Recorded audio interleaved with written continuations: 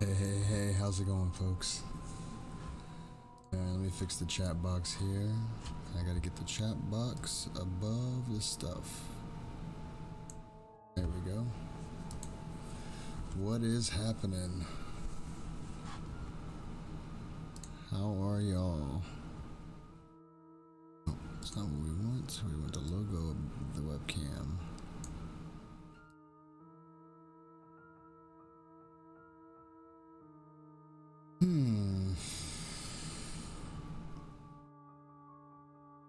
Well, that's fine for now.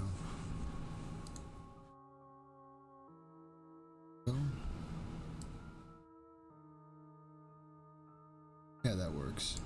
Alright. What's going on? Can y'all hear me just fine? Hey, Annette, the lunch lady, how you doing? Yeah, I'm kind of blue today. I blocked my window. Got a little hot in here, so you might hear a little fan. Let's put my devil skin on.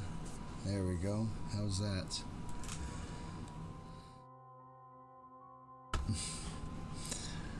I can just say I'm blue, da-da-dee. Oh, that's terrible. I'm not gonna do that. Yeah, I hear you good. That's good. I'm good, thanks. You're hard to hear a bit. Alright, let me try to turn the music down, turning me up a little bit. How is that? Is that any better?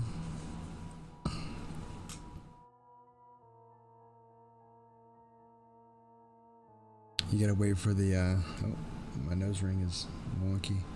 You gotta wait for it to, hey, Brightside, what's happening, Bubba?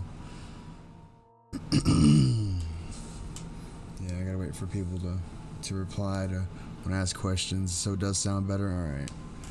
Well, how are y'all doing? I'm a little under the weather today. You would think I was possessed by the exorcist or something. It's just not good.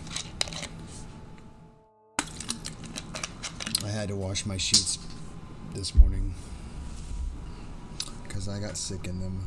No bueno. And it's bad because I called in last Monday. No, I just got a, you can see it. It's a box with a blanket on it. You gotta do with what you have.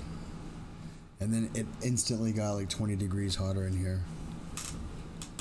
So yeah, what are you gonna do, you know? Do with this, there we go. How's everybody's, yay, story time. How is everybody's day going? Hopefully a little bit creepy. This morning when I woke up at 4, duct tape, no, aluminum tape. It's way better than duct tape.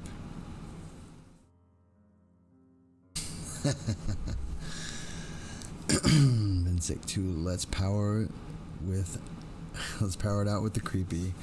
No, so this morning I woke up at 4 when I got sick in my bed and had to tear my sheets off. Don't vomit in your bed. Not good stuff. No bueno. Not even a little bit. Just ate a 15-inch pizza. It was yummy. But so I woke up, I went outside to have a cigarette, and I came back in. And there's a room right here in front of me, my old room. So I was sitting here watching just videos, talking to people a little bit. And I hear the damn door right there open. Well, it's not that just that it opened the whole way. And then I come back into my room, and I hear a weird beep. And I hear another weird beep, and it's not coming from my computer that's right here. And I'm looking around, and I walk through the apartment, I hear some noises. I just come back in my room, and I'm like, I'm too sick to deal with this right now. Just go away, whatever you are. But luckily, after that, I only heard a couple more noises that were eerily creepy. But they stopped after that. No, I streamed the day before yesterday. I streamed Saturday, I think, didn't I? Yeah, during the day. And then went out Saturday night. I just didn't stream at 7. In hindsight, I probably should have. It wasn't the drink that got me, it was something I ate after the drink. Baby's asleep, I'm awake, so let's get started. Woohoo. Well, as normal, guys, we're looking at the creepypastas, the creepypasta wiki. I will send you a link. If you see a story that interests you, and it's not too terribly long, we will read it. We kind of want to jam as many stories in as we can.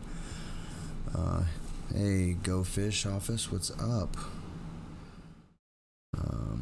So we got Go Fish Office, Angel, Jib Jab, Ferd, Brightside, Cougar, of course Cougar, and Ernie, Annette, and who else? Oh, we got Crazy in here. If I missed your name, please let me know. We already have like a bunch of viewers. This is insane. So it says we're at 6. But my thing says 10. I don't know. You're too kind to us, Chappy. You know I love you guys. You guys are my subs. You're my peeps. Y'all are my family. But yeah, I mean, I am feeling a little under the weather. So if I have to pause at any time to go to the restroom, please excuse me. I'm trying to drink as much water as I can. I'm making noise right behind the camera. I apologize. Nothing big, just stuffs. My peeps are here. We just need to get Jason in here. Is it too early for him? It may be. What time is it in Australia? It's probably like 8 in the morning or something. Or 6 in the morning. I don't even know. Yeah. Oh, did I say hi to Brightside? I'm not sure if I did or not. So yeah, we got some more subs. I went to the Pusa Studios their stream yesterday. And they were too kind. They gave me a shout out and made me a moderator. Everybody like me, everybody's a moderator. Like my channel, and doing a live stream for tonight for an RP. Well, right on. I might have to check that out if I'm awake. Hey Annette. But yeah, I was over at Pusa, and I was just saying hi to people. Like, I didn't know anybody, or I wasn't looking for subs or anything, but people were like, hey, Chappy, I got you, got me back. And like, hey, Chappy, how you doing? Hey, I like your creepy channel. It's around 8 a.m. for Jason. Let's wake his butt up. Oh, I'm off center for my camera. Let me fix that. There we go. The green light right there. It's my fan that's blowing on me because it is hot in here. Yeah, hit that button if you folks can. We got 9 folks in here. That's awesome. But yeah, people were really gracious, and they were like, "Hey, I like your channel. I like your content. I'm going to check out your next live stream." And needless to say, I'm almost 200 subs now. But it's kind of awesome. Let me make sure the oh, I closed the music, I think. Look at me. What kind of rookie am I?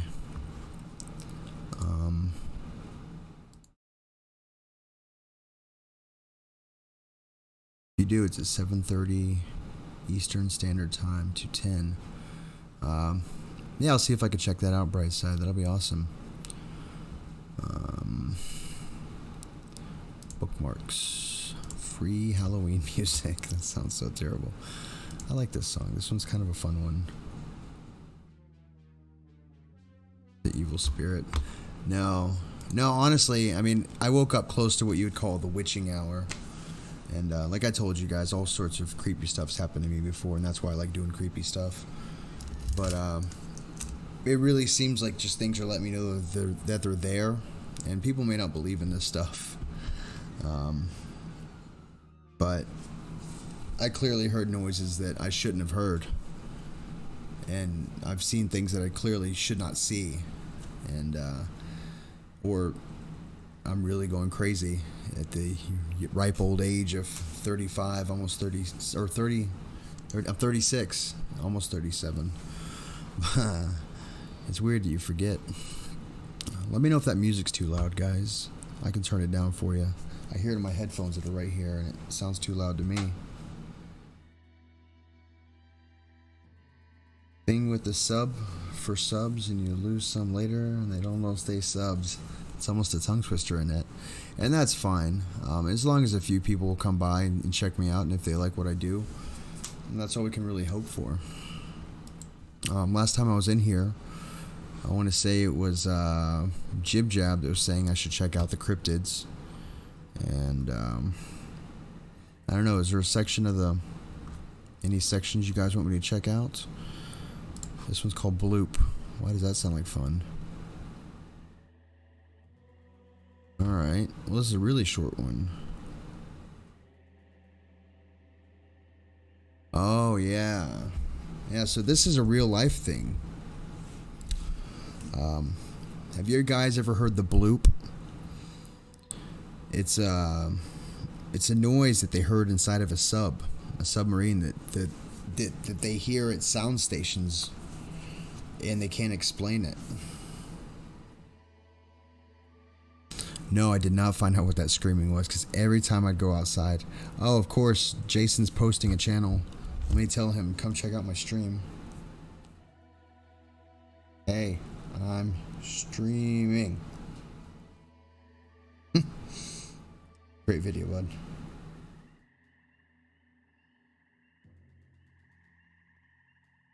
Sorry. Guys, Jason just posted a video if y'all want to check it out. The earthquake cookies. I will let that play so he gets the view, which is awesome. No, I did not find out what that scream was. It was every time I'd go outside, there was nothing there. Everything was calm, and then I'd come back in and then do it again. And I don't know, but so this is the bloop. This is real. So it's not really that creepy, but it's weird. So here it is. Have you ever heard of the bloop? It's an ultra low frequency and extremely powerful underwater sound. It was detected by the United States Naval Oceanic and Atmospheric Administration, that's the NOAA, in the southern part of the Pacific Ocean in 1997. Now, the hydrophone array that picked up the sound was in a very remote part of the ocean. You may want to keep that in mind. In the words of Noah, the bloop rises rapidly in frequency over about 1 minute and was of sufficient amplitude to be heard on multiple sensors at the range of 5,000 kilometers. The NOAA does not believe that the sound came from a man-made object, such as a submarine, a bomb, or even something like an underwater volcano. Nope, the audio profile of the bloop resembles those of other marine mammals. The kicker? Even the audio profile resembles that of an animal. It's several times louder than the world's loudest animal, the blue whale. It is possible that it came from some creature larger than a whale. Is it lurking in the depths of the ocean? And that's very real. If you ever get a chance, check out the bloop. It's ridiculous, but yeah, they're still scratching their head. They don't know what it is. There's all sorts of eerie sounds that people get, and they just don't know. Jesus, who's writing some of these stories? Like, I'm Stephen King. This is 375 pages. And that one's even longer. There's an eerie sound at night around two trade towers. The twin towers? Two trade towers too? Do you mean the twin trade, or? I'm not sure I understand, buddy.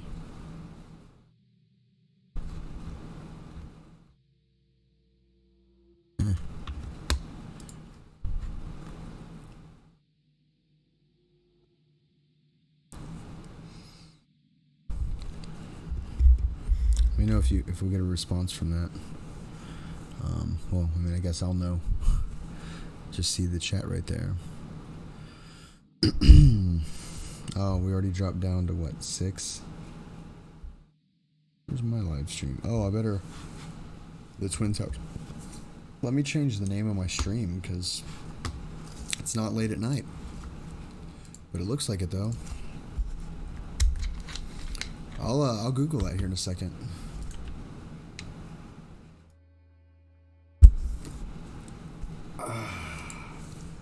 Heartburns at SOB. Haven't had it in a very long time. Ross, what's happening? Oh, what do you call a very small person midget? Very small person suicide bomber, bud. Oh, jeez.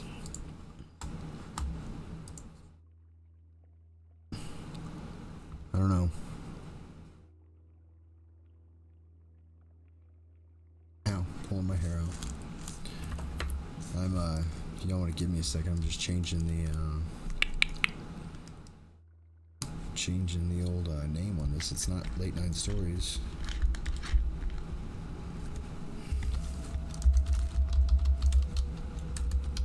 Apart.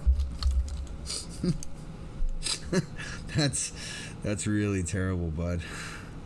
That's really terrible. I shouldn't laugh at that. Our supersonic torpedoes made by Iran. They traveled in a pocket of air. Well, the funny thing is they would be able to pick that up. I don't think it was man-made. But is that what some scientists believe it could have been?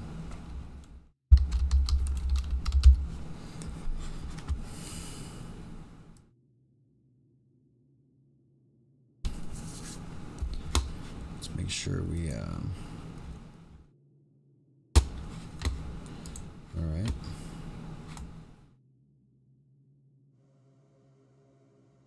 Live advanced settings. Let's make sure we turn off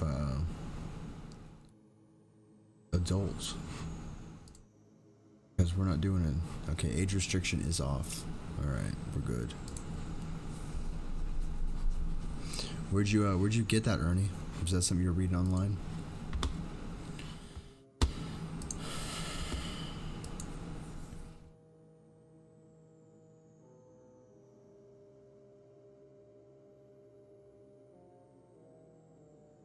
Alright, well this one's called His Pet. This is under cryptids. Alright, well, here we go. A pet. I couldn't help but laugh. You? Keeping a pet? What's so funny? I've been keeping it for years. Well, if that's true, then how come I've never seen it? You did. It's the only thing that you're not paying attention. I looked into his eyes, trying to figure out if he was pulling my leg or something. He was not. Alright, so what kind of pet do you keep? A cat? A dog? Or maybe... Let's get to the point. He cut me off patiently. Look, man, my pet's dying. Well, sorry to hear that. Thank you. I went to the hospital yesterday, and the doctor said he's got cancer. He only has a few months left to live. I looked around uneasy. I need a new pet, and I can't live without one. The odd expression on his face was giving me the creeps. Well, then all you have to do is go to the pet shop. I did. But the skulls of these animals were too small for me. Excuse me? I said the skulls are too small. I could barely squeeze myself through their eye sockets. That's why I called you. I always found your head rather comfortable looking. I was just about to tell him that I didn't understand a word he was trying to say when I saw the thing crawl out of his ear. I screamed and screamed as the slimy tentacles wiggled their way into my eye sockets. Kind of disgusting. Yeah. Not so much creepy. Just disgusting. Maybe you should have got a gorilla or something. I don't know. They're strong. Whatever. My dad was in the Navy. I don't know. I'm pretty sure that they know what those sounds sound like. So maybe, but maybe not, Ernie. Maybe that's what he was told to tell you. Don't judge me. Just don't judge me. It's fine. Is everybody still alive out there? How many people we got in here? We got 6 people. Make sure my sound's muted. It is. 7 people. Well, right on. My hair's all fluffy from my surprise shower I had to take yesterday. I took my showers about 4 hours apart. Not happy about that. But whatever. What are you gonna do? No, you're right. It's probably something else. I don't know. Yeah, I mean, you never know. You know, I think it's crazy that we don't know what could happen. You know what I mean? But yeah. Make sure my audio's not going on the fritz again. I gotta check it every now and then. This one doesn't have any comments. I'm not sure how I feel about this, but this is under mental illness. Under cryptids. I'm not sure how, but we're gonna find out one way or another. Maybe different music for that. Well, it is mental illness. I don't know. Maybe Monster Parade is perfect. Yeah, we'll go with Monster Parade.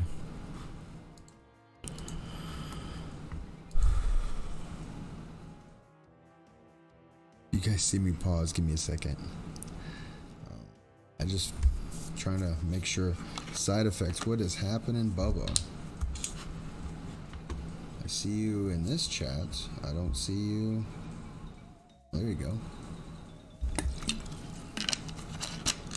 Fluffy hair. I know. It's terrible. I'm not happy about it.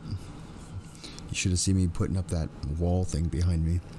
Kept having to bend down and it's all going in my face like this and felt like cussing it.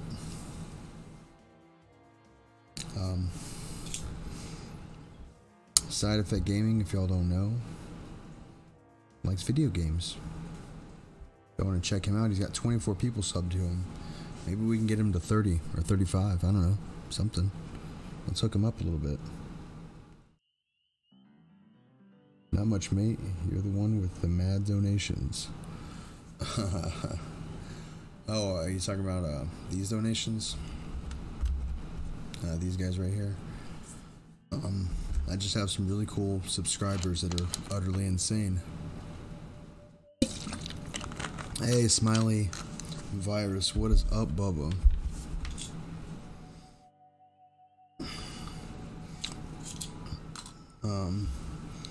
Simple Cooking Channel. Oh, yeah. Oh, the Jasons you see? Like that one? That's Simple Cooking Channel. And that Jason is Simple Cooking Channel. And that Jason is Simple Cooking. That Jason is somebody else. No, I'm just kidding. He always does really weird amounts. Ow. It's super kind of him to do that. He doesn't need to. I mean, I know he... Never mind. He's just spreading the love. So this one's called The Waterfall. I don't pre-read these, so I can fumble through them just like you. Here's the link if you guys want to read along. You will probably finish much before I do. Alright. Let's move the mic a little bit closer. That'll work. Check my levels. We're good. Alright. Today is the day. Today marks the 1-year anniversary since that horrible night. Although it's been a year,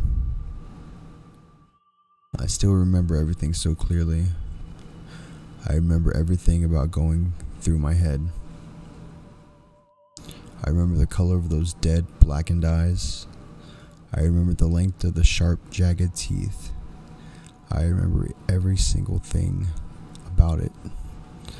I don't even know what that thing was. For the past year, I've done nothing other than to refer to whatever the creature was as Diabolus.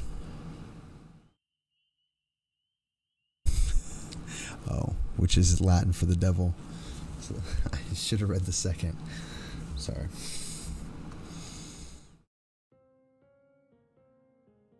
Everything's been going so well for me. I was doing great in school. I had a perfect boyfriend, and an exceptional amount of friends. Everything was so perfect. until Amber invited a couple of her friends to her house. At Amber's house, well, everyone was bored beyond belief. We were just looking for fun to do. What usually happens in situations like this is that someone suggests a game of truth or dare, and everyone reluctantly agrees as there's nothing better to do. Amber's house is located in the middle of the woods. Within these woods, there's a small waterfall, making it perfect for dares that make people shake with fear. Dangerous what's happening, Bubba. The game progressed slowly because everyone refused to choose dare, fearing the consequences. However, wanting to be the brave soul, and to be the first to choose dare, dear Lord, I was such a fool. David, my best friend at the time, dared me to take a 15-minute stroll through the woods without a flashlight, without my phone. I thought I had to prove myself to my friends. I somehow managed to push my pride far ahead of my judgment.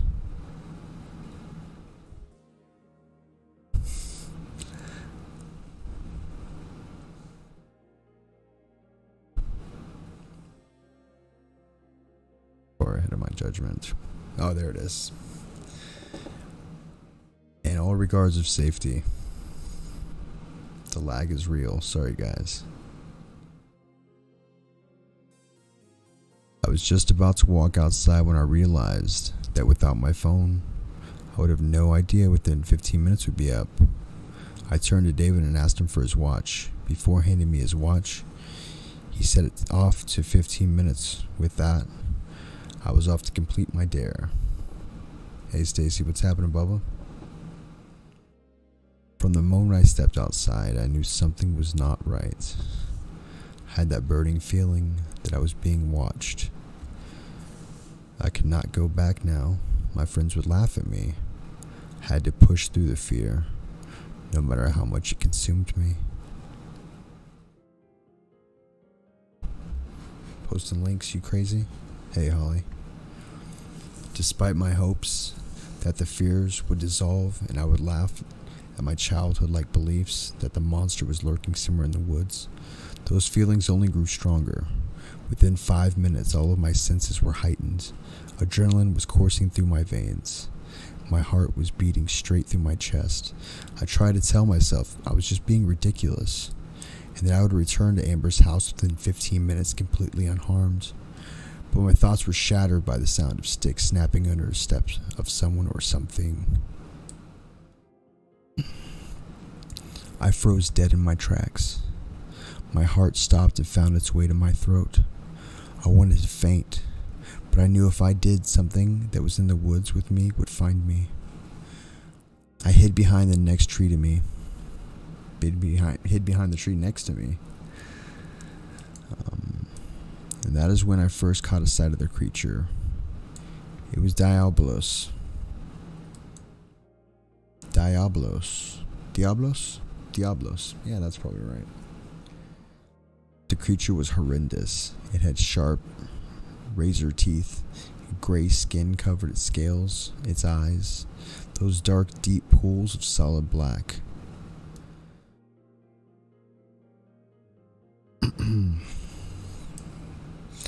Just read weird, sorry.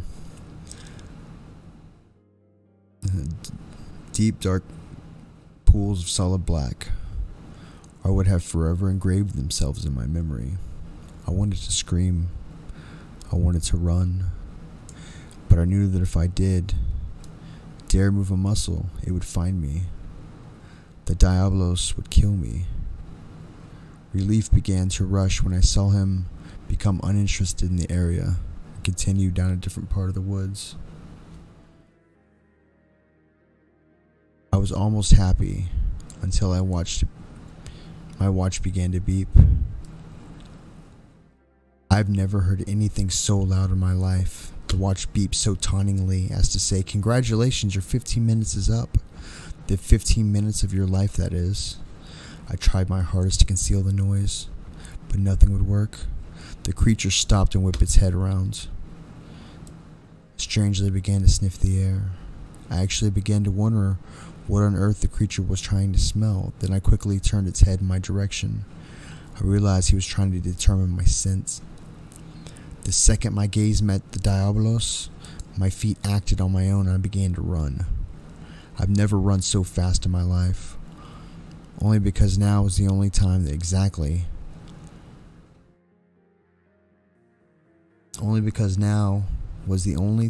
that was exactly what I was running for. This sentence read funny. I ran deeper into the woods, never looking back once. I could hear the Diabolos running behind me. I heard its labored breathing, the breathing of a bloodthirsty creature that would do anything to acquire the flesh of its chosen prey. I found a large rock and began to slide myself under it. I looked at the watch, while at the exact same time listening for footsteps of the creature. 11:45, I thought to myself. 11:45 is the time I will die exactly. 1 hour after leaving the safety of Amber's house will be the time of my death. The footsteps stopped. I listened closely, praying the Diabolos has lost interest in finding me. I shuddered when I realized it was the only pause in an attempt to trace my scent. By the rapid pace of its breathing, I realized the Diabolos was closer to locating me. I quickly bolted from underneath the rock and ran towards the waterfall. The waterfall was my last hope. I did not dare look back. As soon as I got to the waterfall, I dove right under the water and hid behind the fall. I closed my eyes and began to think. I had accepted the fact that the Diabolos was still able to find me. I would never see daylight again. I opened my eyes again and realized where the break in the fall was, and I was able to see all around me. Emerged from the woods, I saw the Diabolos. It must have been 7 feet tall. I nearly fainted from fright, but I managed to hold myself together. I saw the creature lift its nose high into the air in the hopes of detecting my scent. It stood there for 5 minutes smelling the air. Right then, my prayers had been answered. The creature began to retreat back into the woods. Relief flooded me, making my body go numb. I did not dare move from the spot beneath the waterfall. I stayed there until daylight broke. I could hear my friends in the distance desperately calling my name. I emerged from the falls and ran into their comforting arms. I told them the nightmare I had endured through the night. They began to look at me strangely, but I told them every single detail. Although it's been a year since that terror-filled night, I still remember every single detail. Most people block out the traumatic events and fail to recall the simple facts of the events. But because they put me in this big white room with nothing in it, my hands restrained in an odd jacket, I have nothing better to do than but recall every single detail for the last 365 days. I tried telling the man in the white jacket with the clipboard my story, but he does not seem to listen to me. The whole time he's in my room, he's writing something on the clipboard. I ask him to please let me tell my story, but every time he leaves my room, I hear him say in a small recording device, the patient is showing no signs of progress. I wonder what he means by that.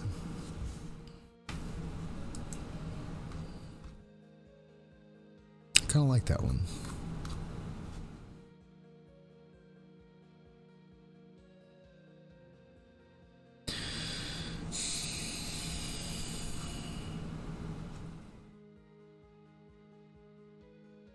What is going on, folks?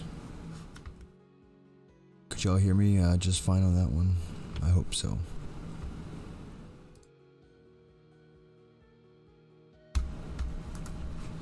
You know, by the time I've done this stream for long enough, I'll be an expert reader in no time.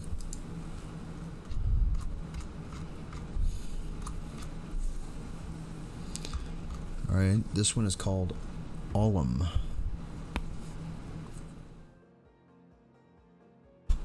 Here's the link for it.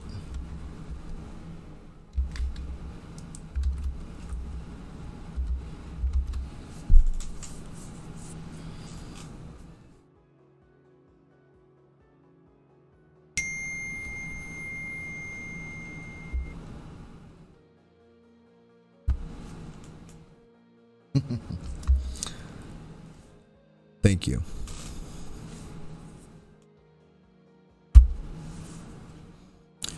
This is the Olim. It's that link right there if you want to read along with me. Once again, you'll probably finish before I do. But let's begin.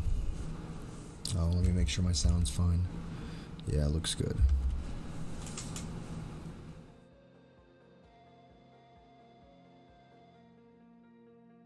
Let's read. In December of 1978, 2 American businessmen were taken captive by the Iranian government on the grounds of bribery. Let me try to raise my mic up some so I'm not, I don't know.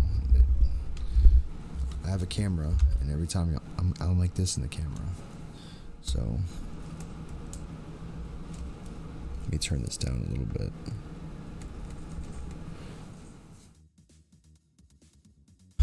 There we go. These men were employed by the Ross Perot, president of Electric Data Systems, who would later run for president. However, the American government gave them no help in freeing his employees, but instead, he personally rescued a group of executives. Recruited, I'm sorry. He did not. Ross Perot, just imagine him. Those big old ears going in there. This is a story, and I'm making fun of it. Sorry. Recruited a group of executives and sent them into Iran with a retired U.S. Army officer to aid them in freeing his captive employees. The attempt at the jailbreak fails. The group eventually tracks down the captives and escapes with them to Turkey. At least, that's what people want you to believe, as that was the story was told. This wasn't quite what happened.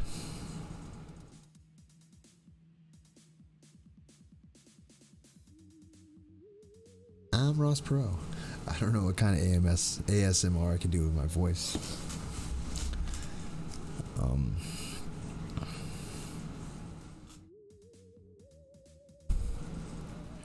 Ross Perot didn't send a group of executives to free the men. He sent a group of executives to hire my organization.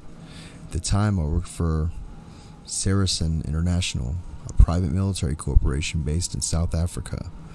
Perot's executives paid a hefty sum of money for my group to enter Iran and retrieve his precious employees. 21 men were dispatched from South Africa to Tehran for this mission.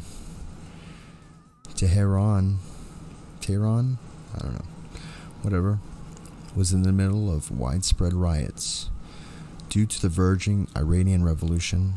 In short term, shit was about to blow up everywhere. I was serving as a dispatcher and technician. A quick visit to the prison that they reported to be at proved that they were not there. It was in shambles. A little less confirmed that the Iranians had moved the prisoners into the mountains outside Tehran. I'm just going to keep guessing at that word.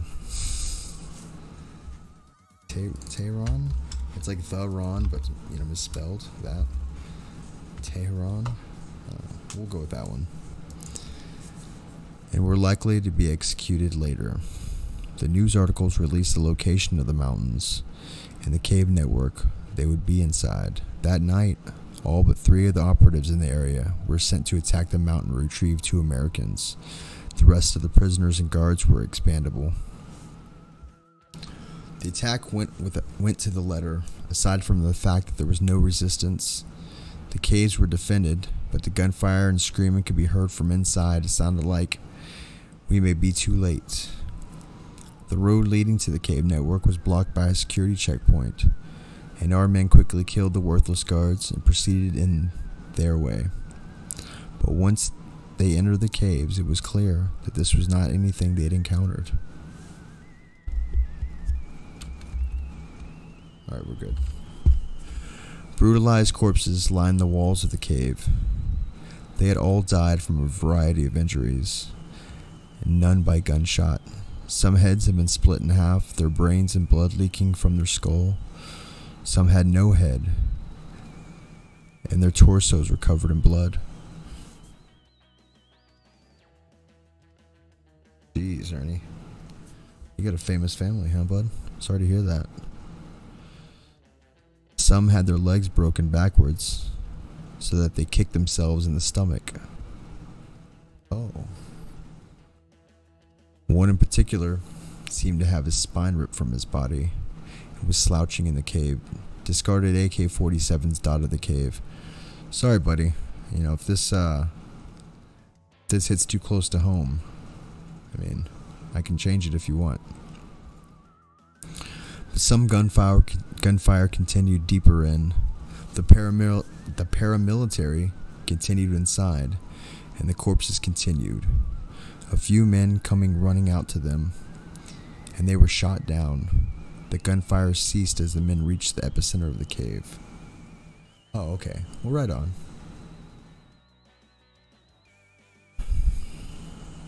It appeared to be some sort of... It had a bed, crude appliances, and all sorts of other fixtures. Ornamental weapons hung on the walls. And in the center of the chamber stood a man, illuminated by gas lamps around the room, and the soldiers' flashlights. He was no shorter than 6 feet tall, an impressive height for his area of the world. His back was to the entrance, his fingers were distorted into impossible figures, and the sight of them alone made the men cringe. But this man had more worries than fingers.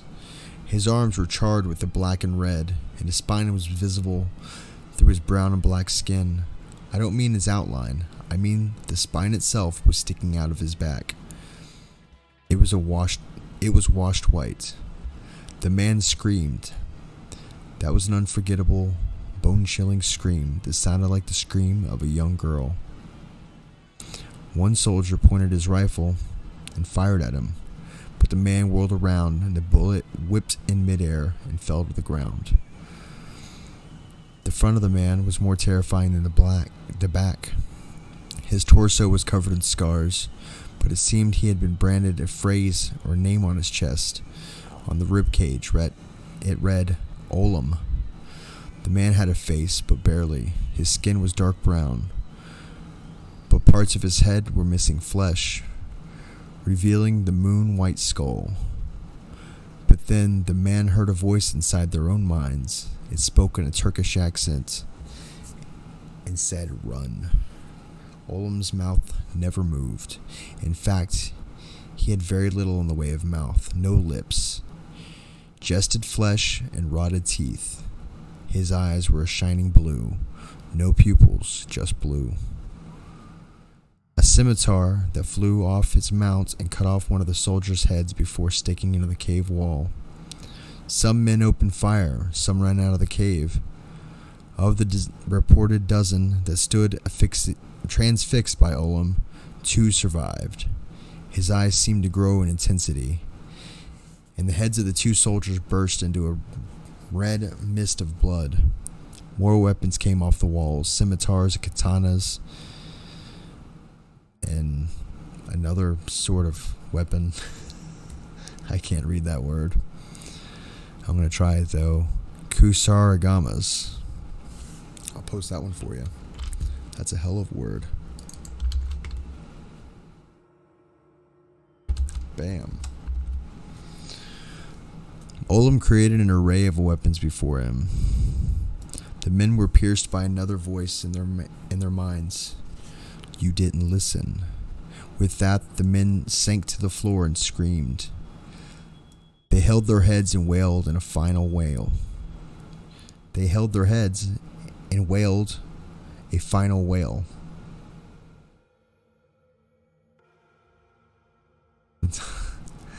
As their heads burst as their lungs collapsed. Olam stopped their torment when 2 remained. They turned and ran from the caves. As it turned out, Perot's men had escaped that prison. They were on the road down from the caves when the remaining soldiers found them. Within a week, they returned to America, and Perot's executives were heroes. They had even got a book and a TV deal. The paramilitary, including myself, returned to South Africa. Most of us quit after that happened. I was outside the cave in a jeep, and I heard the events inside the cave on the two-way radio and read the debriefings. I never went any further into the entrance, and I saw the bodies, the men that did see Olam. Most of them went insane afterwards and had nightmares of his existence. I've since lost contact with them. What of his existence? Olam was most certainly a man at some point. It seemed that the prisoners disturbed his home, and he slaughtered them. Olam means death in Turkish. How did he become what he was? Was he always a telepath? And for another matter, Olam lived in the mountains of Southeast Asia. There are a lot of mountains in that region. With both terrorists and Western soldiers ascending these mountains to battle, what if they uncover more Olams? What if there's an entire army out there of them, dotted around the hills and peaks of that region? It's been 30 years since Olam has been seen. What if that wasn't Tehran at all? What if he's moved on? Traditional garb for that area could easily cover his afflictions. With a robe and a scarf, he'd be completely inconspicuous. Where could he be hiding now?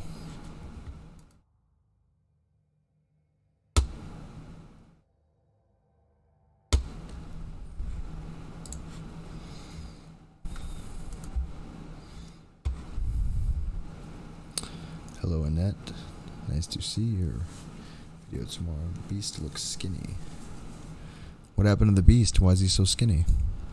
I thought he was a beast. He's a big boy, isn't he?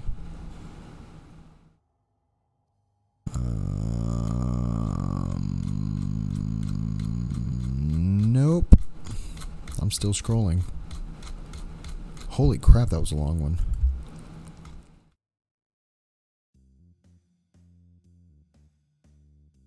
We're gonna do one more, and then I'm gonna step outside, use the restroom, and have a cigarette, probably.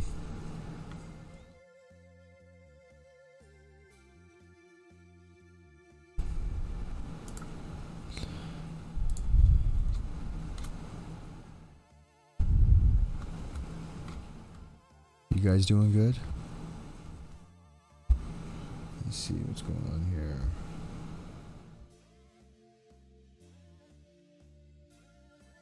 Just looking at you guys.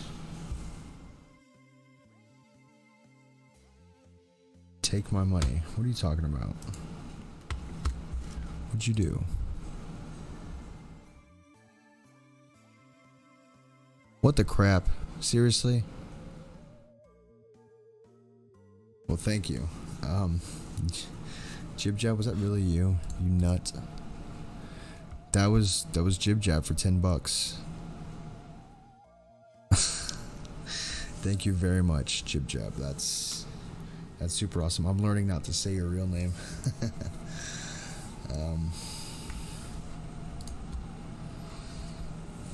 That's awesome.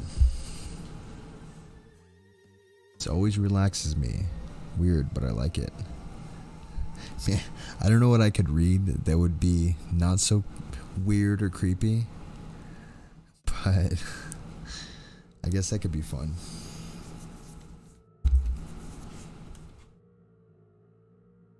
This is called White Spider.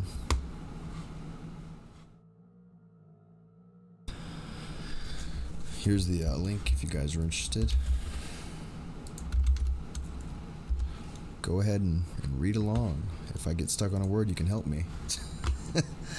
I'm sorry. Once again, Jib Jab, thank you very much. You're the man. And no, I didn't just assume your sex. I don't think they name females that. Watch Jib Jab actually be a female or something. I'm just kidding, you're not. Thank you very much, buddy. Alright, so this is the White Spider. I know this is going to sound insane, okay? Maybe I am insane, but let me continue. I'm not a believer of anything. No gods, messengers of gods, devils, demons, nothing. On the other hand, I do believe that something loves me enough to send me a protector. playing with a magnet.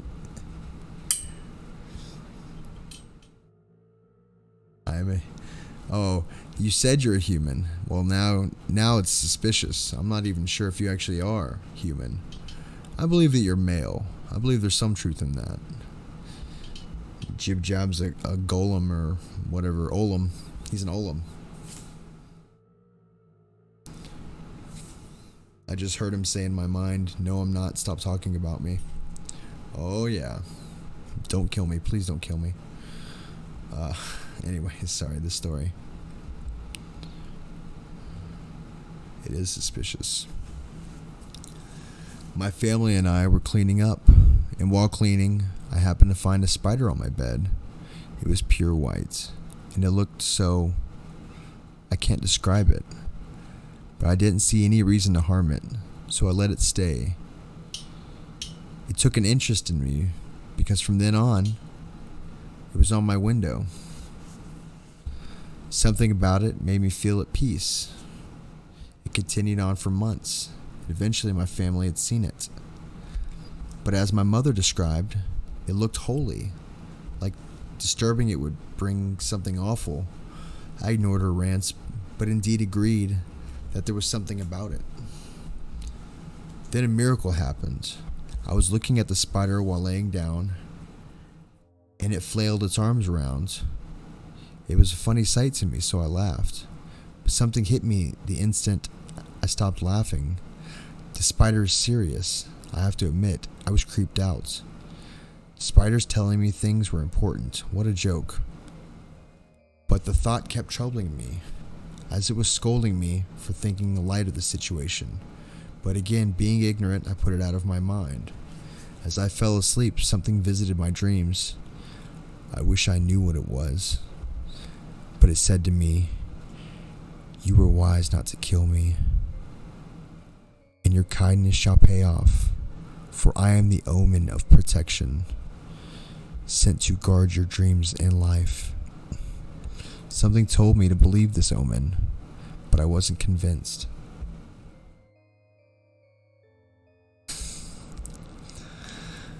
Don't believe me? Do you? I was astonished, but then again, who else would believe me that my dreams are just vivid hallucinations? The omen continued. Tomorrow you're going to take a nap, but just before you close your eyes, an image will flash before your eyes that will leave your dreams hollow. When this happens, I'll bite you so that I can warn you of your family not going to sleep until 12 that night. Please heed my warning. I'm here to protect you, for something in the world sent me to protect you, and I will indeed fulfill my purpose. I jolted awake, suddenly afraid that today was prepared to bring... Coming home from work, I got ready to lay my eyes. But before I did, an image of my family hung on the wall, skinned alive, bodies roasting, screaming my name. I wanted to get up, but my body was paralyzed, so I was forced to sleep. From then on, things were worse. My dream showed me killing everyone I knew with a smile on my face.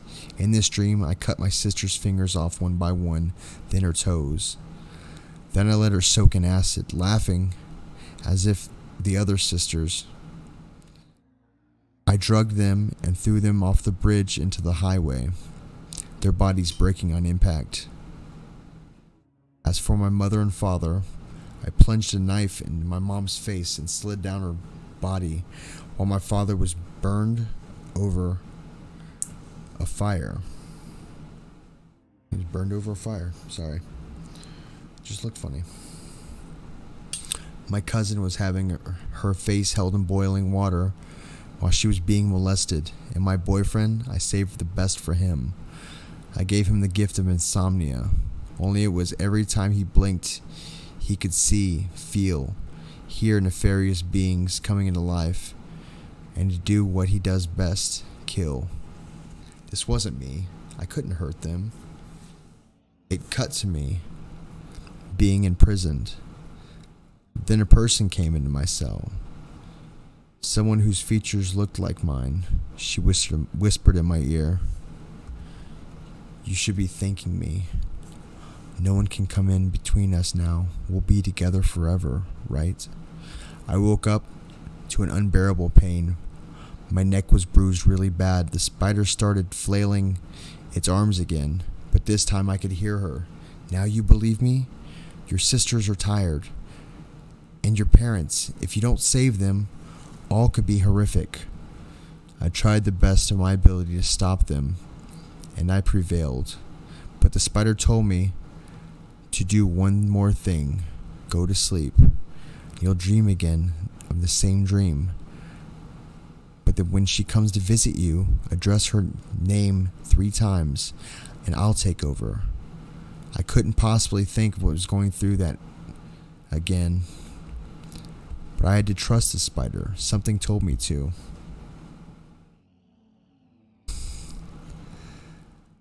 As I went through the horror again, I ended up imprisoned. She comes to me again. I stop her in her tracks by saying her name, Rebecca. How did you know her name? She was astonished as I. Then her dialogue changed. So do you know? Do you? I thought you'd forgotten all these years. Leaning behind me when you wanted to face the world. I was there for every bad and good thing that happened to you, Renee.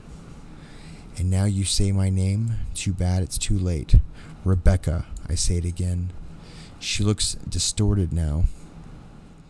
You should try saying my name. You should stop saying my name, Renee. In one instance, I can make your family alive and let them feel what I've felt for so long. Friends don't forget friends, Renee, but you forgot in the real world. Your family is safe until I escape, but their lives will be living hell. You forgot me. For that, you shall be punished for your actions. It's too late, Renee. It's too late. She was messing with my head now. Apparently I knew her, but I felt her pain, so I let her have it. Rebecca, I'm sorry for forgetting you. You were my best friend, but it wasn't my fault. The doctors had to make me forget you. Best friends forever. I promise I won't let you go. Now I remember. Me and Rebecca were best friends from birth, and then she died of a sickness. I was so distraught. I made her exist in my mind. But then my parents decided to get rid of her once and for all. How could they? I loved her. And they took her away from me. Rebecca weakened and cried, and my chains loosened. I walked over to hug her, and then she was in my arms, and she disappeared. I heard the words, I'll live in your heart always. Then I woke up. It was a beautiful morning, and the spider was nowhere to be found, but a note was left.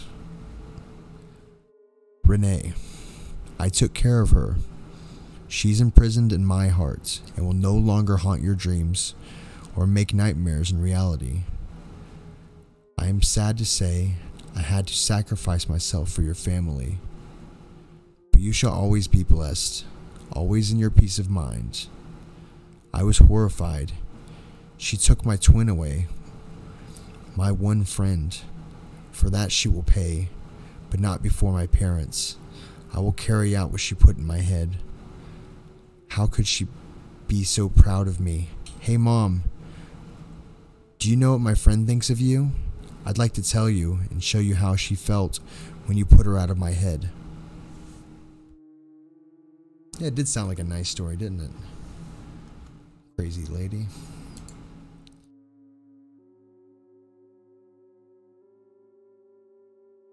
Started to get weird there. Couldn't leave it all nice with the spider. Had to go and kill the mom anyways.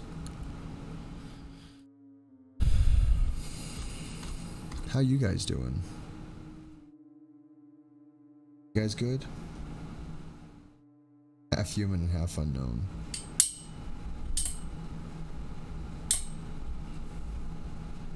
You guys still awake? Am I putting y'all to sleep? Y'all really wouldn't respond if y'all were asleep, I understand. I'm good. We've been going for about an hour.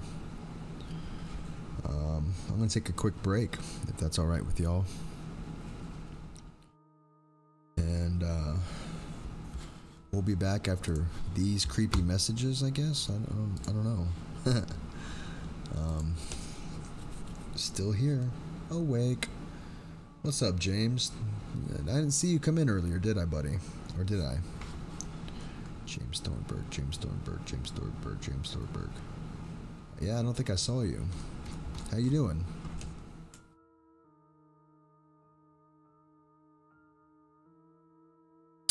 Mr. Stacy Morgan.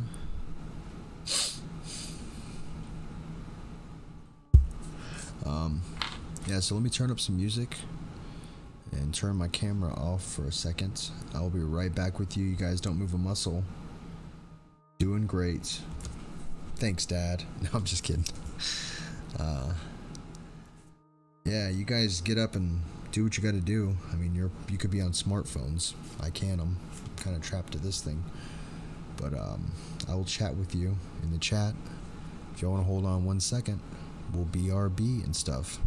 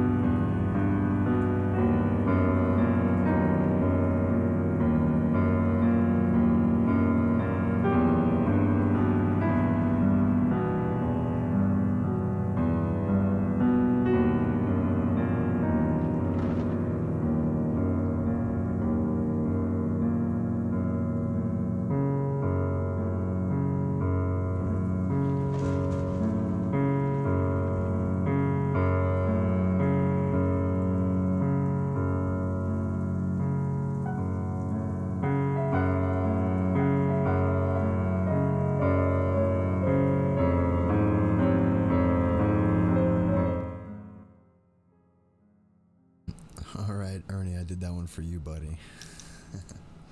I hope you enjoyed it. Hey, Supai, how you doing, buddy?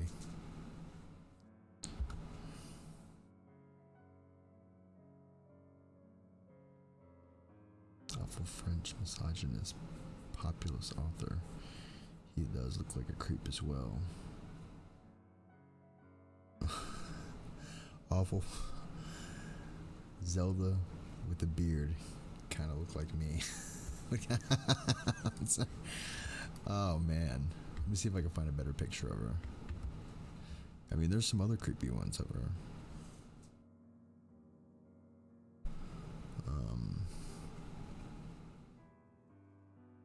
I don't know. Yeah, I'm gonna work on different splash screens. I'll see what I can do. Oh, Zelda's the wife, right? Am I wrong?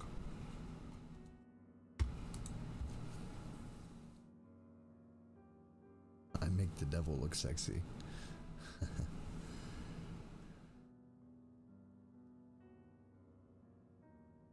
You really want to know? No, I'm just kidding.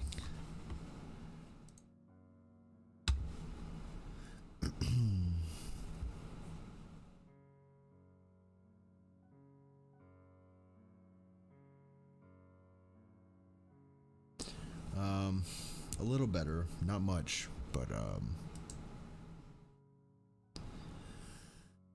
yeah, I'll be all right.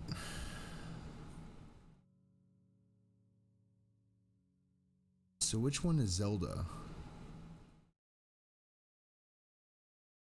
Could look like a snail. Maybe. Oh, of her sister. Oh, that's right. Yeah, her sister was... So I got the short story, or I got the story of it. I didn't do the movie.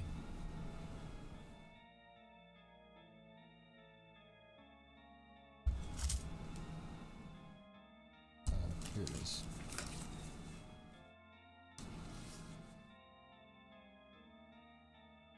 Oh yeah, the creepy clown music.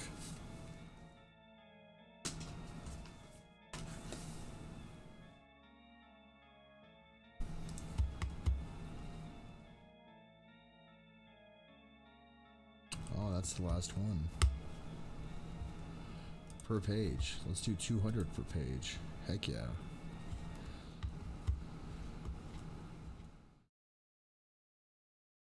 We're gonna start over. Play page. Heck yeah. You guys are gonna hear some of the same stories again.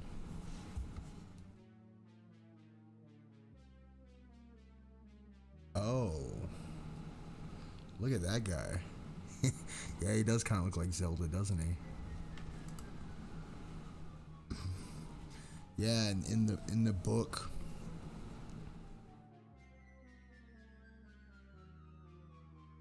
I want to play with you. It's creepy too.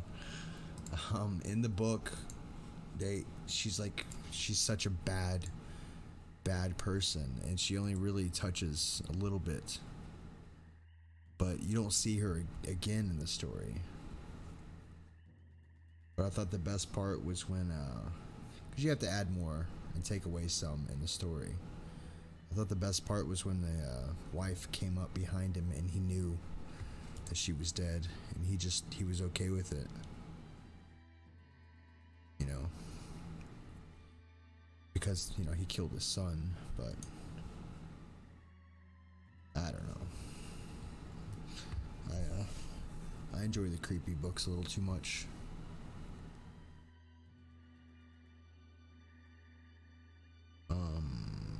Yeah. Now I'm just looking at pictures of Pet Sematary. It really was a wonderful story.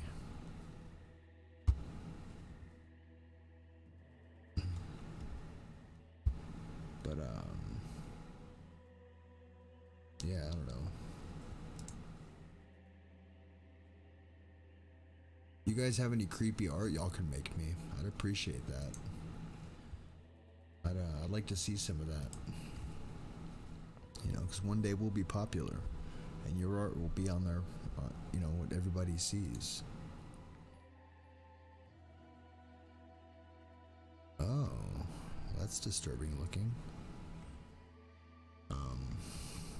Did y'all see the video just recently? A dog, this poor dog, in its ear. They lifted up, you see teeth in its ear. Oh, it's totally WTF.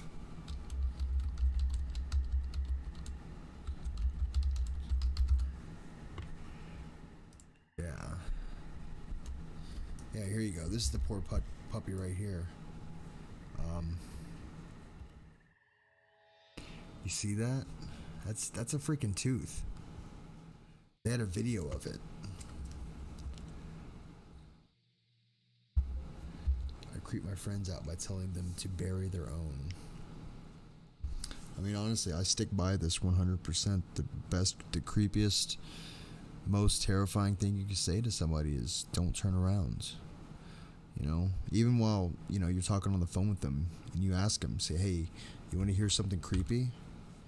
And they'll go, haha, sure. You know, because it's daylight and how did Gums make it out there? Oh, I don't know. I really don't know, that poor dog. I didn't read anything about it. You get the guy that went to school for both of those things. But while someone's driving, it's some of the best things you can do is just, you want to hear something creepy, and they'll, well, it's daylight. Nothing's gonna creep me out. You tell them don't turn around, and then you pick a color of car that you think is behind them. And I did that once to this Mexican girl I was seeing, and I said, you see that red car behind you?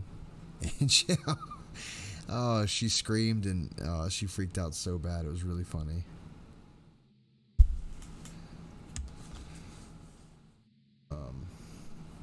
I mean, I guess my question is about those tumors.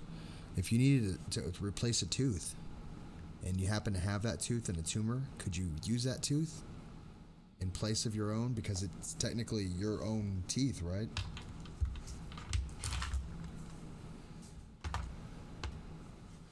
I mean,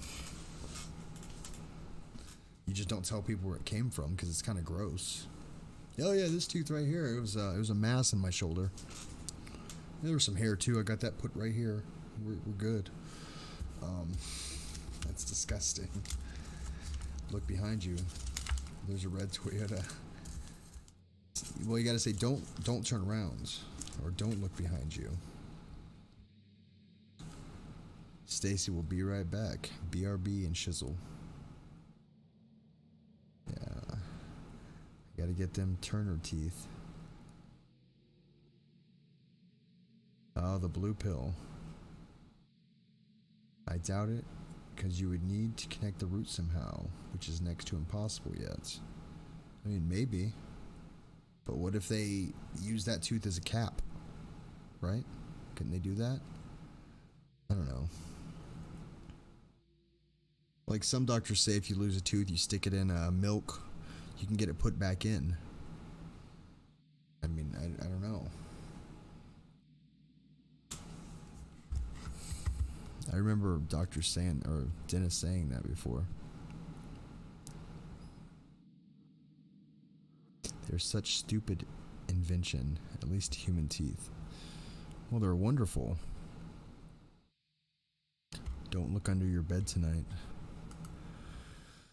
Oh, I probably won't. I'll be fine. Those creepy comments don't really work on me unless I'm reading something really creepy.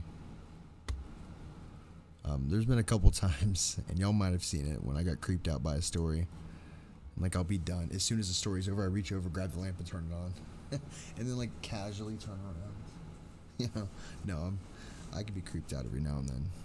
But don't turn around doesn't usually creep me out. I've got to hear something behind me for me to get a little bit creeped out. Or something touch my arm, or the back of my head, I'll lose it. I'll effing lose it. I don't need that kind of drama in my life.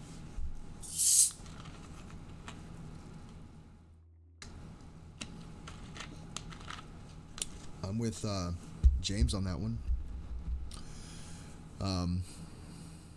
It's going pretty good, Civ. I'm a little under the weather, but we're gonna make it. I won't. But it doesn't really work on me. Hey, Hope. It doesn't really work on me that well, unfortunately.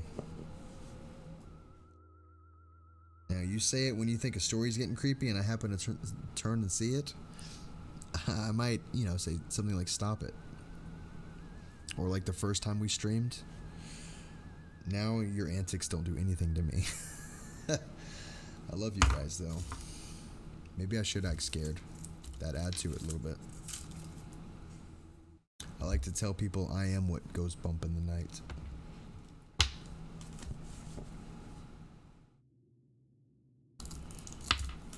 Oh, we got a link in here. What is this one? Oh, yeah, that was that guy. Someone will be inside your room tonight. You will not be able to recognize that person. It's true. I don't recognize my subconscious. Maybe that could be a person.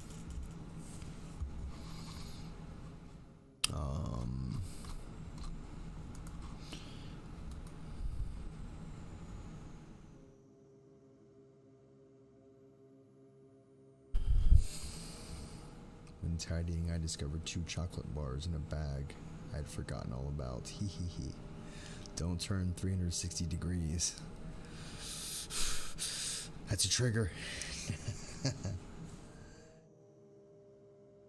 That's not funny. That's not funny, Cougar. That's not funny at all. You do that, you might lose a finger. Cougar thought she'd be funny and sent me a message, and she said, touches the back of Chappy's head, looks at him and says boo, walks away laughing as he runs away like a girly girl. I would too. My chair would fling back and hit whatever's behind me. I'm so smart. I'm so smart. SMRT. I mean SMRT. What's up, Chappy? Hey, what's going on, guys? You guys are nuts. We have 14 people in here. What's up, John? It's like I got all my main people, and they just all decided to show up at this time. That's great. JK, whatever. Creep me out. I've got a really quick story that's kind of funny. When I was living in Japan, I don't know what had gotten into me that day, but anytime anybody did anything, I said karate, and I'd go for their right here. You know, some guy would say karate, and I did it all day. It was like I'd been doing this for at least 8 hours. And we went behind the hangar to go smoke. So there's a building here, and you walk around the building, and then there was a shipping container here, and the smoke pit was over here. So I walk around the building, and we're getting ready to go behind the shipping container, and this dude jumps out and goes, ha! And I go, ah! Poof! I karate chopped him right here. But not very hard. But he looked at me like, did you just karate chop me? That was the look on his face. And I was like, did I just karate chop you? That was the look on my face. And we just stood there for a couple seconds, and he lost it laughing at me. That guy once punched through the hurricane-proof glass. You know, it's a pane of glass. It's the wire mesh, and it's a pane of glass. He punched through one of those before. He cut his hand all up. It was gross. No, gotta keep those things. What's Bruce? What's that? That guy jumping. What is it? Jump rope? No, says I. But that guy also once punched a sucker punched a guy in the jaw, and broke his jaw. He had to have his jaw wired shut for 6 weeks.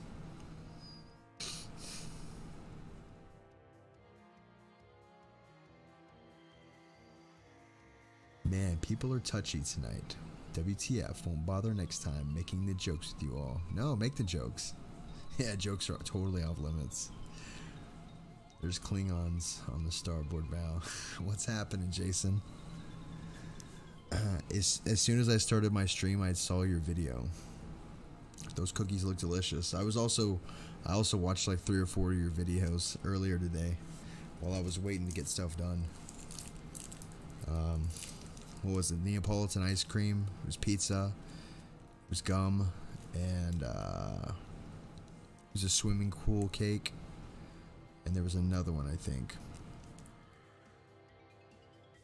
But yeah. I mean, I think I'd already seen them, so I don't think it counts towards views. But it was really funny. You're like, this is from 100,000th video. I'm like, you're at like at 1.5 million now. No fun allowed. Dag nargit. If I saw that word written in one of these stories, it would be so hard to read. Sure you can, Ryu. Sure you can. Okinawan karate is the best. I'm 6KYU. 190 subs. Why your channel's moving? I cheated. I used Pusa Studios. I don't think any of those people showed up, but I have those subs. Getting a barbecue pizza from Papa John's. You want some, Chappy? Yes, I do. Yes, I do. I'm not gonna lie to you. Barbecue pizza sounds wonderful, and we'll see if I can keep it down. I haven't really been able to keep down solids. Pusa Studios, Pusa.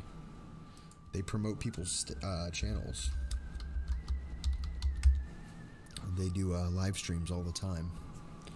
They're really nice people, and they get like 200 people in their chat, and then people go in there and you say hi, and they're like, "Hey, I got you, man. Sub me back," and blah blah. Oh, it's nerve-wracking. I sent Hope in there. I think she got a bunch of subs from that. But this story's called Iron, Blood and Iron. We'll call Susan Wojcicki to get the fun place down here and ban the jokesters here. Why does everybody keep saying Pooh Studios? It's not.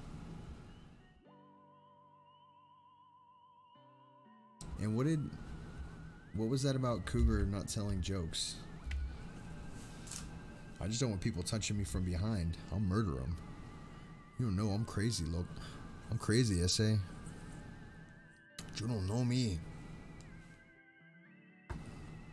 I know Mexican judo. You don't know if I got a gun. You don't know if I got a knife. You don't know. I thought my wife wasn't paying attention when she mumbled, "I hate barbecue pizza." Angle. You spelled that wrong, buddy. That's disrespectful. Pusa Studios are good people. How can someone hate barbecue pizza? I don't know. That's coming from the man that ate poo kangaroo. Poor guy. I would murder for some barbecue pizza right now. Jeez. Oh, that was a cool sound. I don't know what that was. Whatever. So we're doing Blood and Iron. Jason, you gonna do a stream today, bud? I keep looking at I should be looking at you guys. I need to get like a scroller right here that shows me what y'all are saying. I have a new one for you. Cabin Boy. It's hilarious. Just said, ooh, that's not a pizza. I like it though. What? Oh, yes, it is a pizza. Did she never live in the 80s? Like, oh my God. Pizza Hut barbecue pizza was amazing. Where's Cougar at? She better still be in here. Not sure. Only if you guys want me to. I mean, I don't know. It's up to you guys. What do y'all think? Just reading some stories, man. Just having some fun. I don't even know what I'm up to on my, let me see. We got 13 people watching and 13 upvotes. 14 now. I have voted myself. Bam. I ate a pizza that fell into the dishwasher water. What?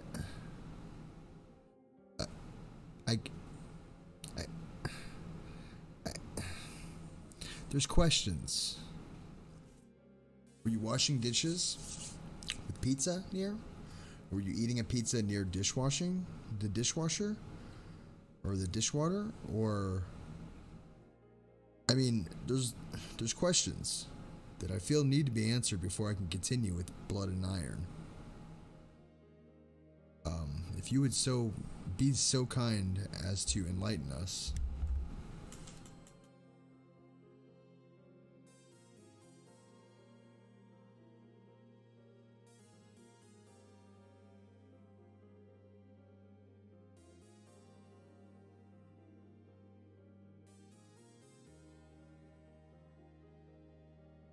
Where did Cougar go?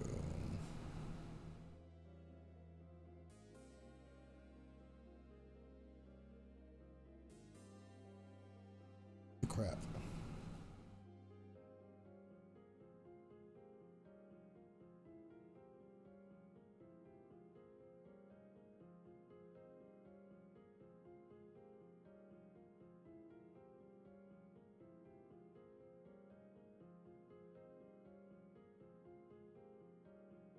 Let's see here, what's going on?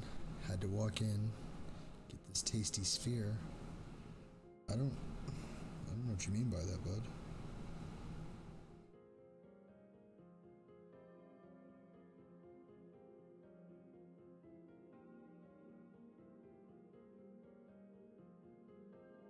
Go. Is Cougar still in here?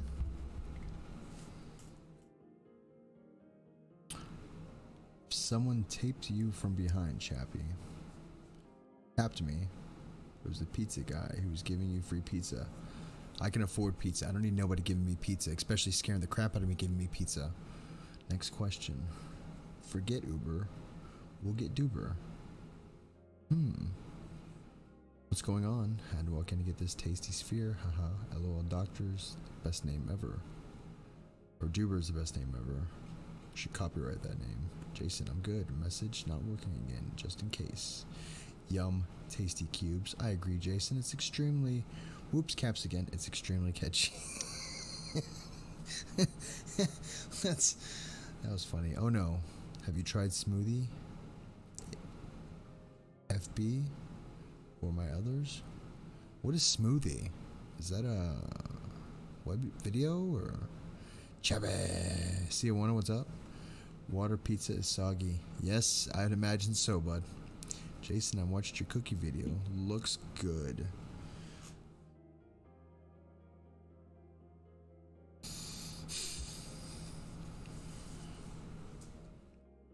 Alright, well, here's Blood and Iron. What if I just... I have about 10 YouTube channels, Chappy. Jeez. What if I just did that between, like... What's going on, guys? What's happening? It's slightly lemon flavor. Oh, no. Don't tell me I lost it again. Oh, no. No, I don't. Nope, nope, nope. I'm not... I'm gonna have PTSD if I lose this thing again. Whew. Guess what I found, guys? I found my Burt's Bees. It goes on my lips, just like this. A little bit up on this one. Cause Burt's Bees.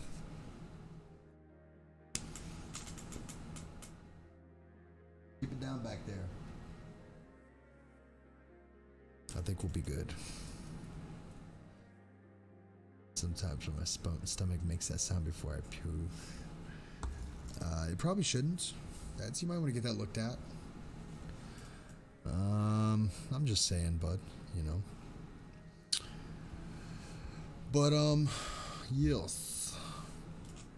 That made me think of Meet the Feebles. Oh, man. Smeagol tried to escape from the cave. I'm gonna stop paying attention to y'all for a second to read this. You guys are ridiculous. I love you all so much.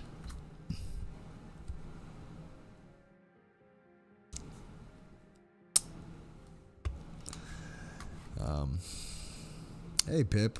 Que paso? What is happening? We've been knocking out stories left and right, and now it's just kind of devolved into chatting, but we're going to get back to it. Anyways. Jason has about 10 YouTube channels.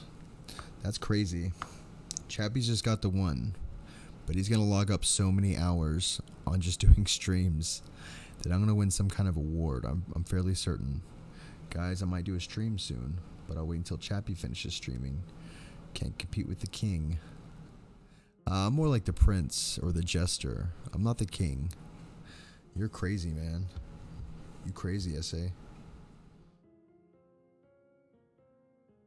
Is the one. You guys are nuts. Jason, you should stick around for a story or two.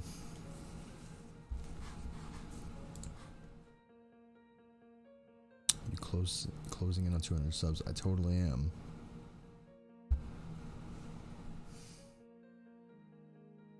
King Chappy.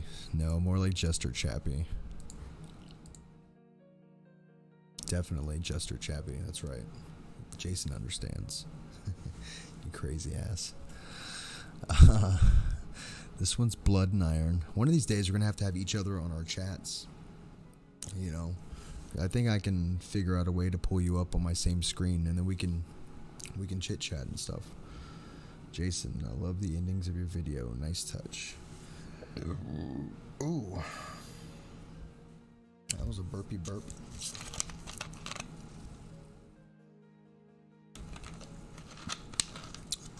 Yep.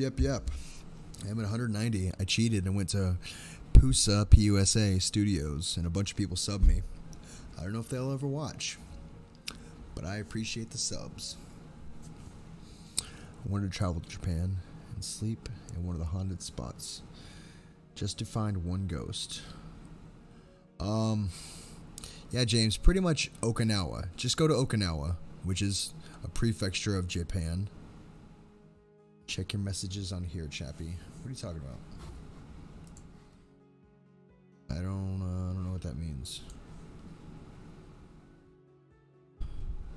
What the crap? What just... Jason? You nut?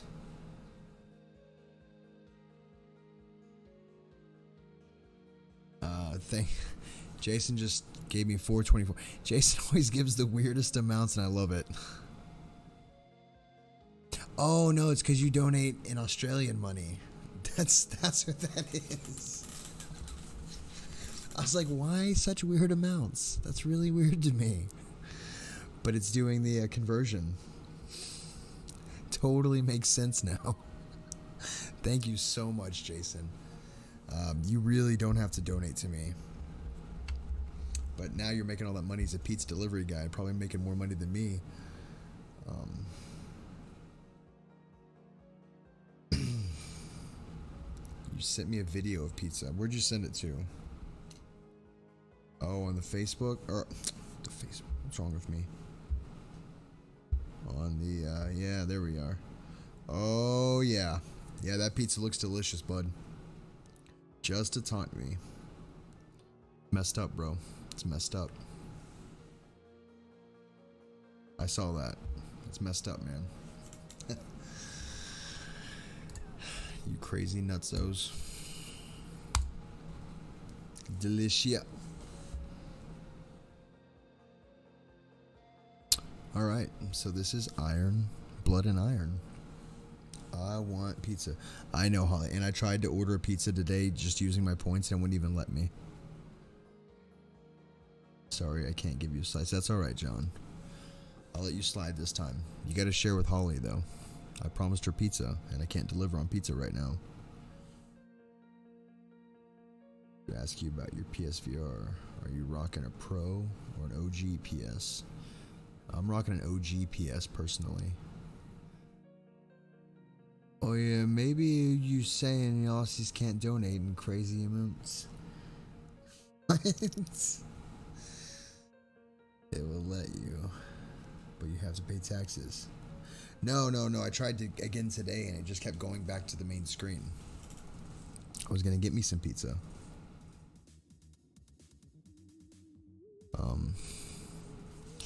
I think that song's too fast for what I'm doing. Oh, that's definitely too fast. But anyways, without further ado, Blood and Iron. Look, Oliver. See those beetles over there? For every fiber on a bird's feather, there are thousands of insects. Just beetles alone are so diverse. There are more species than any other organism on Earth. We're outnumbered, son. Oliver lived in Keyport, New Jersey. He was glad when his parents bought the new house. It was far away from the rest of the city, so they had no neighbors. He only wished they lived closer to the ocean. He remembered Sandy Hook Beach, which was only a few miles from his old New York home. He was relieved to be out of the city, though.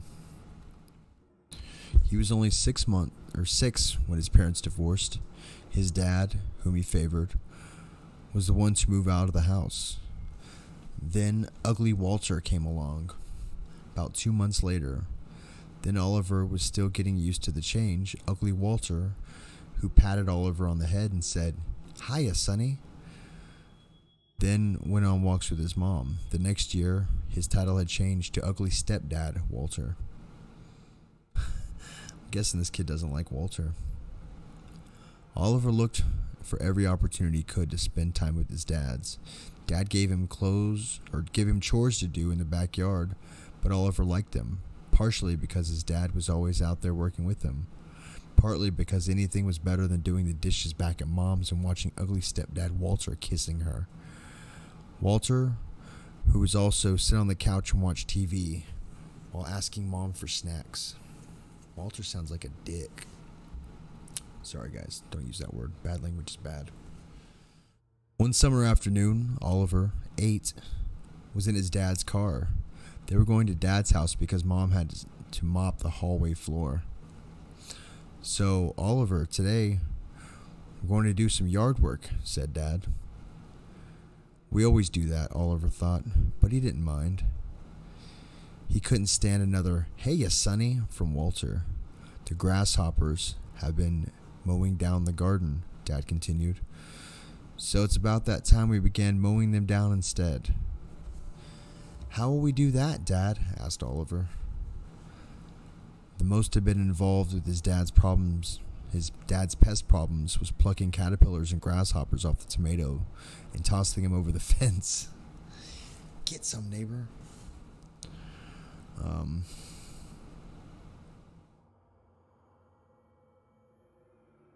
"I'll show you," Dad replied. He pulled into his driveway and shut down his Subaru engine. "Follow me." He led Oliver into the humongous backyard, where he had been cutting its tall grass all day. Rakes lay strewn across the yard. The grasshoppers hide in the grass at night, eating my plants by day. I cut the grass, but they can still crawl into the masses of grass stubs that are left. That's why we're going to mow the grass. We're going to move the grass cut away from the stubs. Then night falls, all the little hoppers are going to make for the stubs and get picked off by the vigoroons and other nocturnal predators. Vinegroons? I don't know what that is.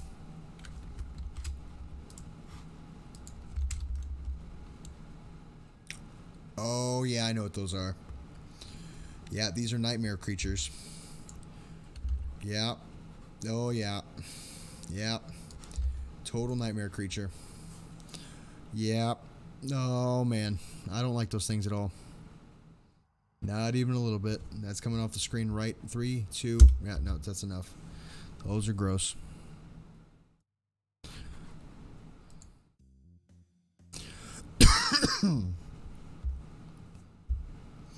Anyways. Looks like lunch. Dad handed Oliver a rake. "I want all the grass piled up over there," he said, pointing at a clean spot in the yard. As Oliver took the rake, he saw his dad's sleeve slide up an inch and reveal a red scrape that looks as if something had torn his skin with a pair of tweezers. It was partially scabbed, but still a bit shiny. "Did your shoulder snag the fence, Dad?" Oliver asked. Dad's eyes grew distant for a second, but he smiled and said, "That's right, son. The fence wouldn't even be barred for those ranchers could control their cattle." Oliver remembered when the cows invaded their yard. Dad was furious because of the destruction of his crops. Without further ado, let's get to the yard work of the grass. For about an hour, Oliver and his dad raked the grass into a pile. It rose 4 feet in the air and was twice as wide. He could barely see the beady black eyes. He could see the beady black eyes of the grasshoppers or some other insects peering out of the grass pile. Oliver stared at them for a few seconds, then looked at his dad. "Are we done now?" he asked, sneaking another look into the staring eyes. But they were gone. "Yep. Better drive you home now, Oliver. I expect Moira's finished mopping the floor by now," said Dad. Oliver heard his dad mutter, "That damn cake eater," under his breath. He would later learn that muttered phrase was concerned with the other reason Oliver was sent out of the house. Yes, yeah, Vigoroons. It's just look up that, and if you got a boyfriend or an ex that you don't like, just send them some of those. Nightmare creatures. We get them in Texas. They're stupid. Oh, good news. We also get camel spiders out here.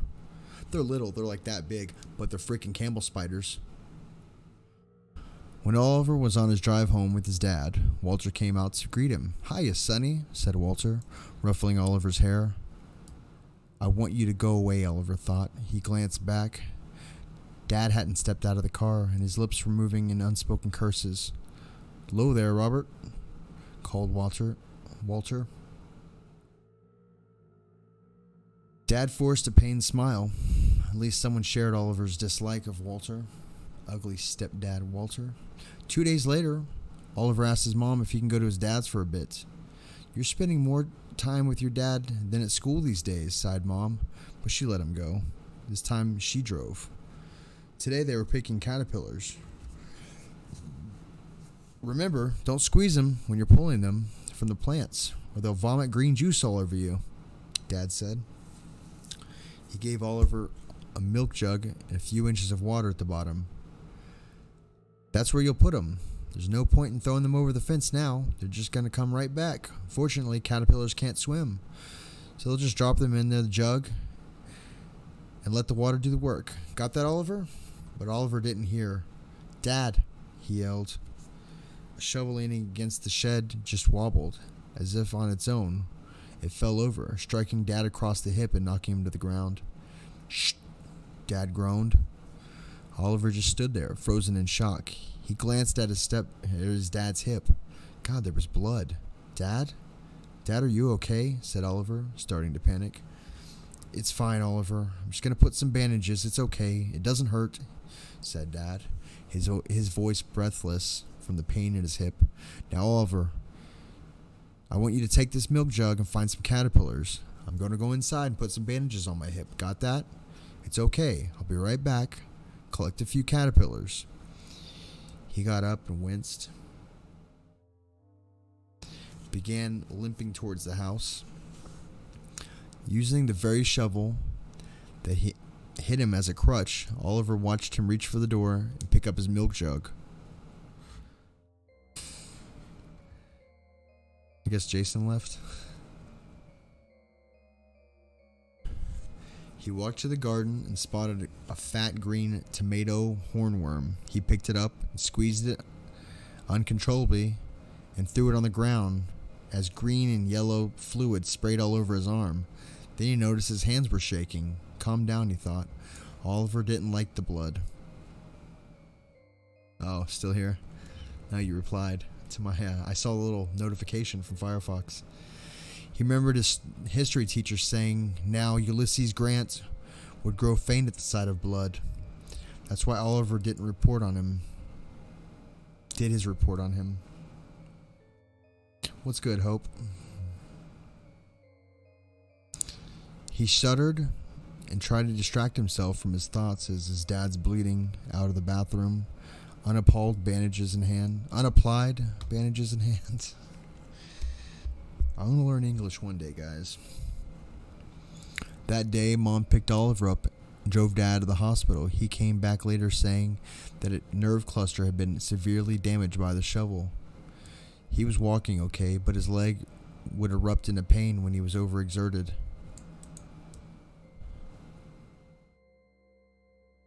Ew.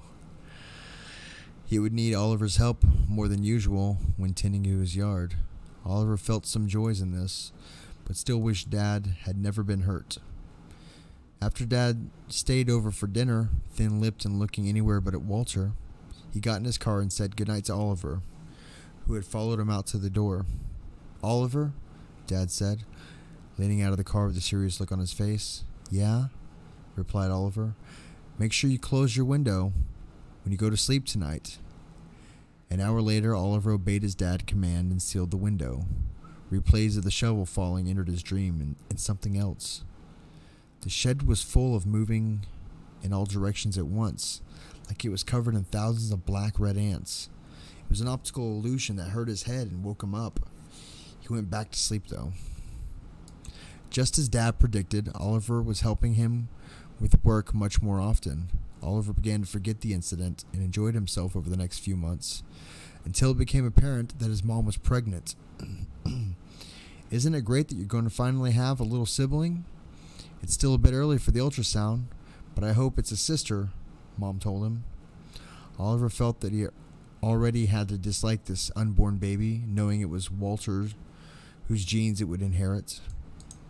The baby was never born, though, because its mother would soon leave the world. Womp womp. It happened about 6 months after the shovel incident. Mom dropped Oliver off at Dad's and stayed to tell Dad about the ultrasound results. It was a girl.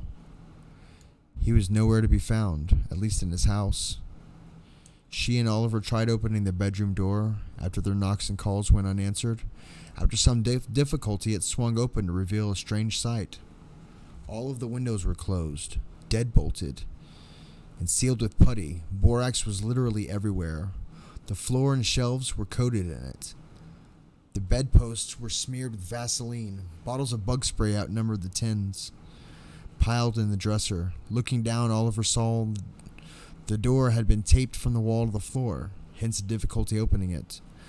What did they find there was Dad. Mom expected to call his cell. Oliver went outside thinking he might be doing something in the yard. Ring. It was coming from the shed. Oliver stood confused for a moment. Then he realized it was his mom calling his dad. He must be in there getting some tools. Oliver approached the shed. For a second, the walls crawled with ants, then disappeared as soon as Oliver double took.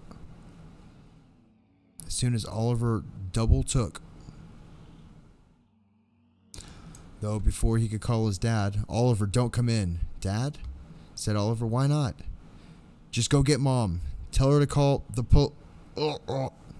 "Dad?" shouted Oliver, positively scared. He had already been shaken to the weirdness of his dad's room. "Go!" Oliver stomped his feet, torn between opening the door and obeying his dad. In his indecision, a voice in his head said, "Help your father." Then he opened the door, an overpowering stench that was second thing from hitting him. The first were the flies. It was then when he saw the source of both the collapsed and in the dead faint. Oliver woke up. It was dark. He had been out until nightfall. It was so damp and warm, he felt the moist earth beneath him. Then he bumped his head on a hard surface a foot above him. He was under the shed. Interrupting his thoughts came from a wave of sickness. After a long and painful retch, Oliver looked around for a silver of light that would leap out from under the shed. Spotting it, he shuffled his way through the crawl space and immediately stopped in shock. Something was moving beneath him. Something the faint light he made out hundreds of fat beetle grubs thrashing and tossing on the floor.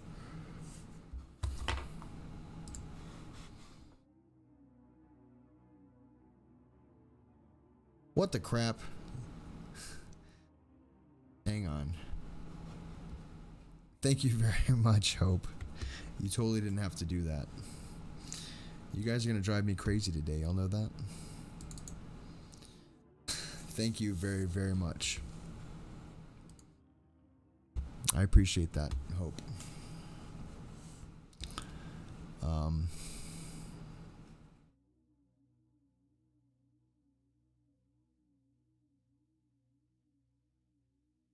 Hangs on for dear life. He had been taught by his dad to not be afraid of the bugs. Oliver went forward, sweeping grubs out of his way with his hands. Then when he made it out, he felt blood dripping on his back. He crawled all the way out and ran to the house without looking back.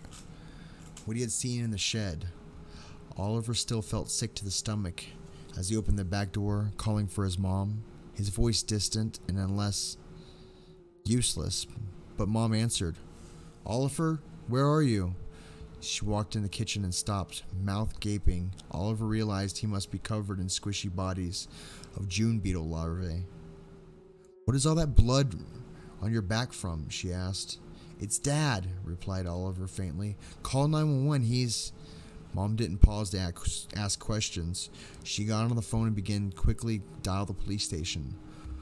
Oliver wasn't listening to her, though.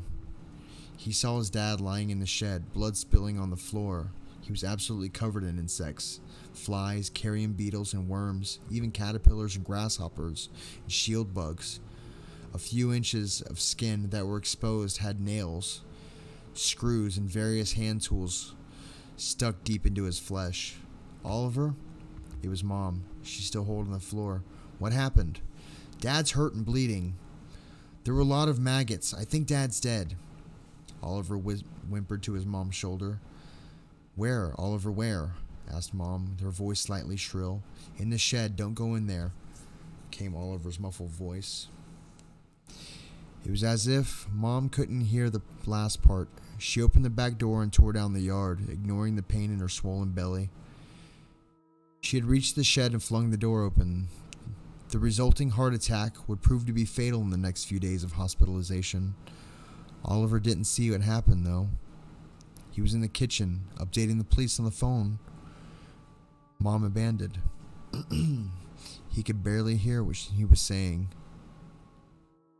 Those beady black eyes, but numerous, staring at him from the unlit area of the shed.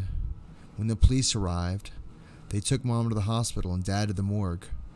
When the autopsy was performed, coroner announced that the ultimate cause was death from loss of blood, but a large contributing factor was the larvae born in the lower part of his liver. Oliver was sent to live with Walter. He barely noticed Walter because he was still thinking back on what they had said.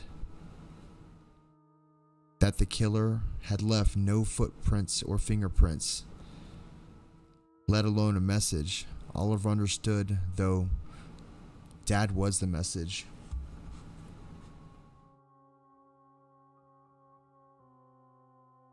Yeah, that was a gross one. I'm sorry. I don't know what these are, and then I start them and I can't stop reading. Oh, this one's called Eyes in the Dark. Nope, definitely don't want to copy that word again. Oh no, there it is. Control C, get Vigoroons off my clipboard.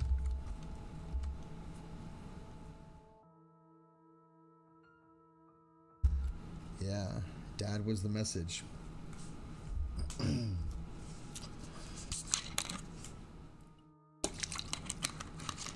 We've been going for about 2 hours now, guys. Jason, if I keep this up, you might not stream tonight, bud. Cow spiders. Oh, I don't want to click that. I don't want to click that. I totally clicked it. Cows, cows, cows. Oh, is this where they start sprouting legs and stuff? Yeah, I know what this is. This is wonderful.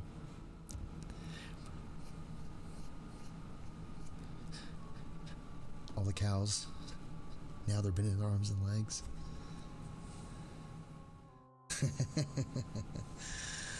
Yeah, that's wonderful. Oh, now they're stepping to the left. They're doing the shuffle. Oh, that cow has little legs. That cow has long legs. That cow has muscly legs. And oh, now they're bouncing on their no legs. That's some adult swim stuff right there. Oh. It puts the Burt's Bees on its lips.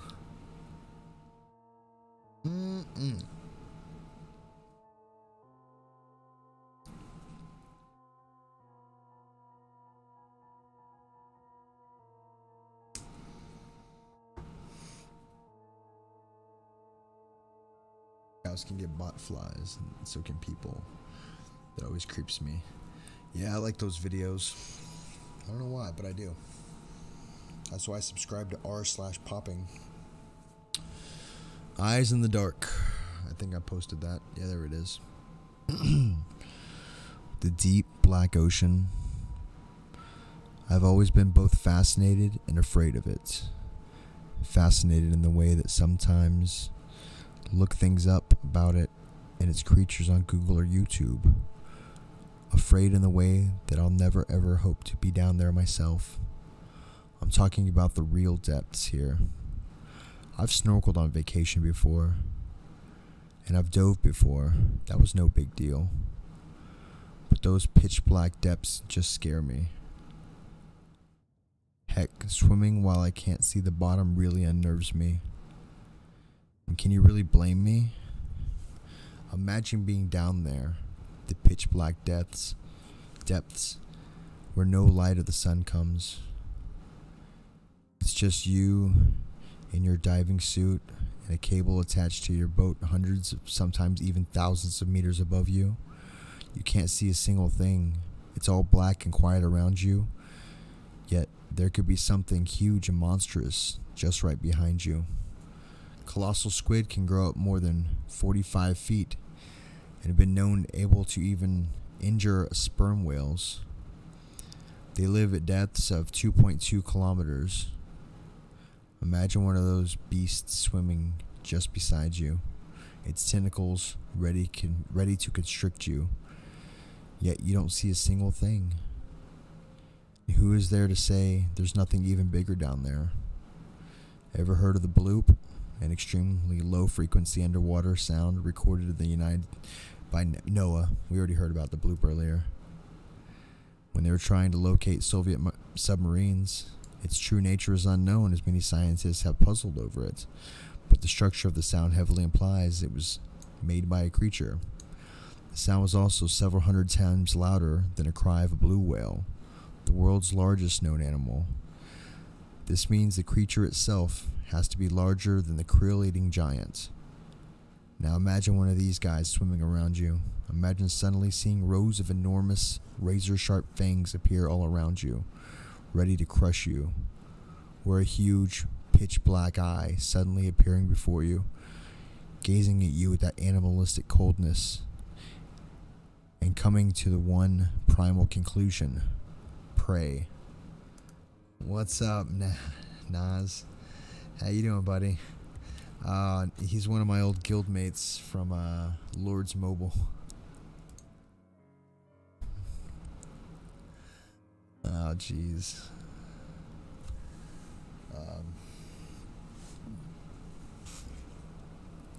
Yeah.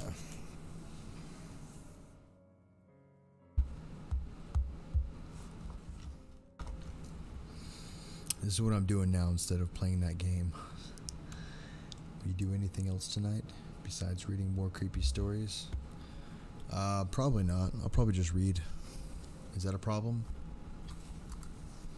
We're gonna change from cryptids because I feel like we've talked about the bloop and bugs too much. What about beings? I recently saw a video of a guy who ordered a mysterious box off the dark web. There was some nasty stuff inside. Rabbit body parts, fresh and dried. Even some eyes. Rather nasty. Sounds like soup material. That's kind of disgusting. Where's the beer, Chappy? No beer. No, not with my stomach. No, thank you. This is the apex. Here's the story right here. I'll try that again. I really need to get an LED keyboard. Author's note: experiment at your own risk. I am not responsible for any unfortunate events from trying this ritual. Enjoy.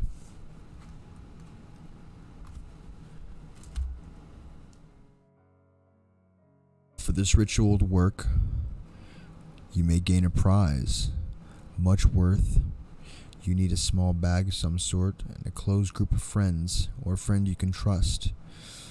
Goes far away from civilization. Then go into a forest. To make sure this works, perfectly invite a friend or several. This is important. In no circumstance are you to leave your friend behind, kill them, or beg for mercy. After memorizing these warnings, place your hands in a circle and shout in the forest, "We are allies. We wish a game of worthy opponent. Will no challenger face us?" When you hear the sound of a branch coming down with a mighty crash, run. Again, make sure to not get separated from your group. This is how it hunts. It separates the group and picks off one by one. If you do happen to trail off from each other, quickly get back together. For one whole day and night, you and your partner or group of close friends must avoid the apex. You and your group are the herd. Beware. It is a seasoned and will stop at nothing to get you. Also, never look at its face. It is said turning around while being chased and looking at it have been subject to memory loss or paralysis. Do not attempt to leave the woods before the time is up. It will hunt you, and those around you will die. Once it stops, the game is over. Collect your prize. When getting out of the forest, you will be greeted by a female park ranger. She will ask you in a cheerful tone, "Are you worthy?" Always answer, "I am," and nothing else. Answer yes, and your friends will be shot with an arrow where they stand, leaving you in your bloody wake of your now dead companions. Answer no, and you will be shot instead. After answering correctly, the ranger will hand you a large box. Take it quickly before she disappears. Do not look into the box until you're in a more familiar area. Inside, you and your friends will find either a special item they lost or a sheet of paper explaining grim personal secrets so disturbing it fills anyone who reads it with dread and rage beyond comprehension. Happy hunting. Who wants to play? I'm down. I'm not really in a running mood. Never mind, not me. I don't want to play.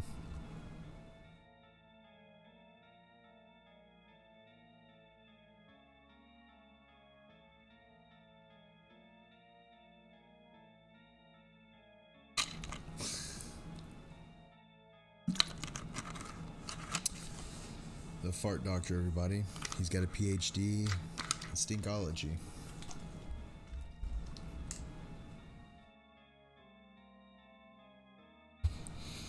This one's called The Fourth Floor. Here's the link.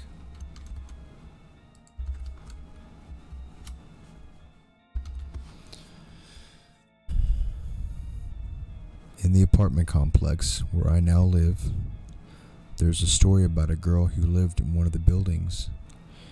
She lived on the 7th floor and used to go home late.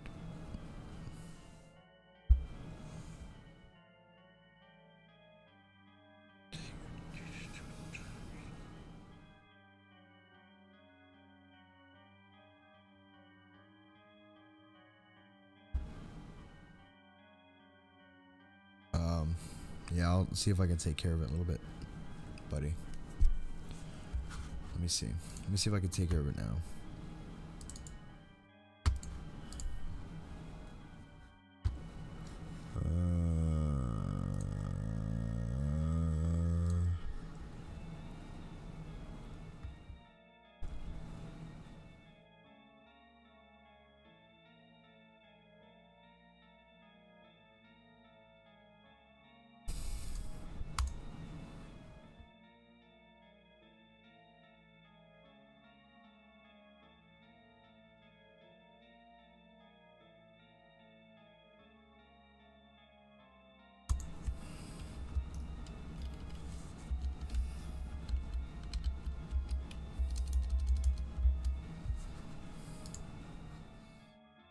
think that should have fixed it.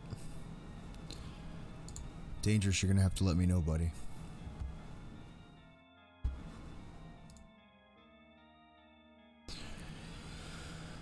She lived on the 7th floor and used to get home late because she was working on her thesis and her school was a bit far from her place. The story goes that every time she would take the elevator, it would stall on the 4th floor. The sliding doors wouldn't open or anything, but there would be this feeling of pressure on the elevator, as if something would step in and join her. Do you know the feeling of having someone stand next to you and stare at you, even though you can't see them? Apparently, this is what happened to her each time. In fact, it got so bad that one particular night she asked her mother if she could wait for her in the lobby and accompany her upstairs. Her mom, of course, agreed. The girl arrived home later than usual, say around 3 a.m.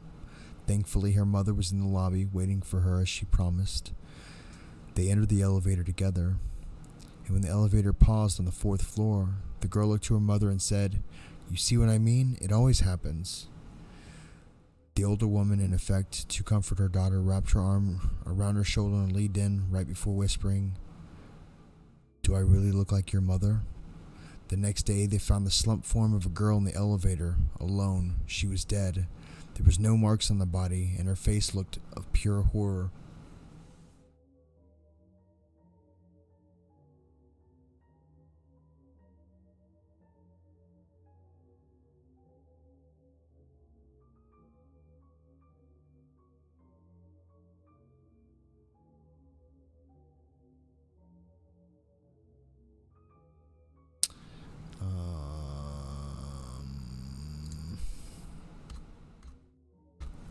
This one is 7-Foot Man. Author's note. This pasta is based on the true story of Dave, last name unknown, who was interviewed by the Ghost Adventure crew during his investigation of Letchworth Village. A video of the interview can be seen here.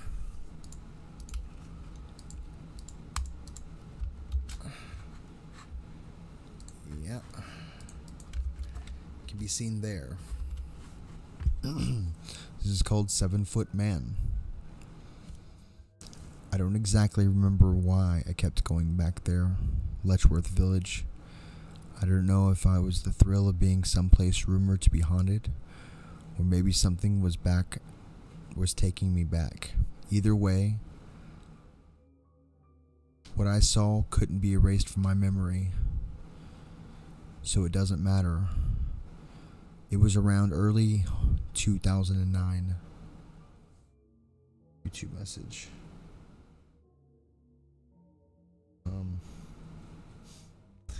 Dang it. Inbox. Let me see.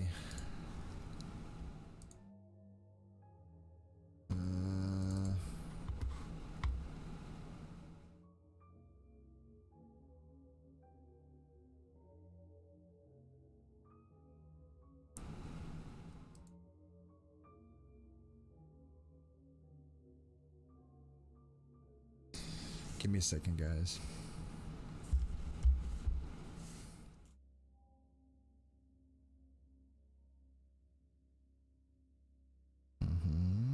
That looks fine. That looks fine. There's Jibby Jabby. There's Jason. There's Jason. There's Jason. There's Jason. There's Stacy. There's CC Games. There's Stacy.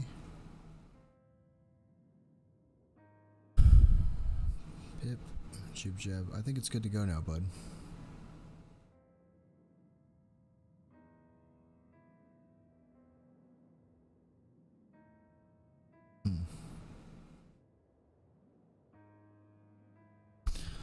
I think you're going crazy, bud. It's fine.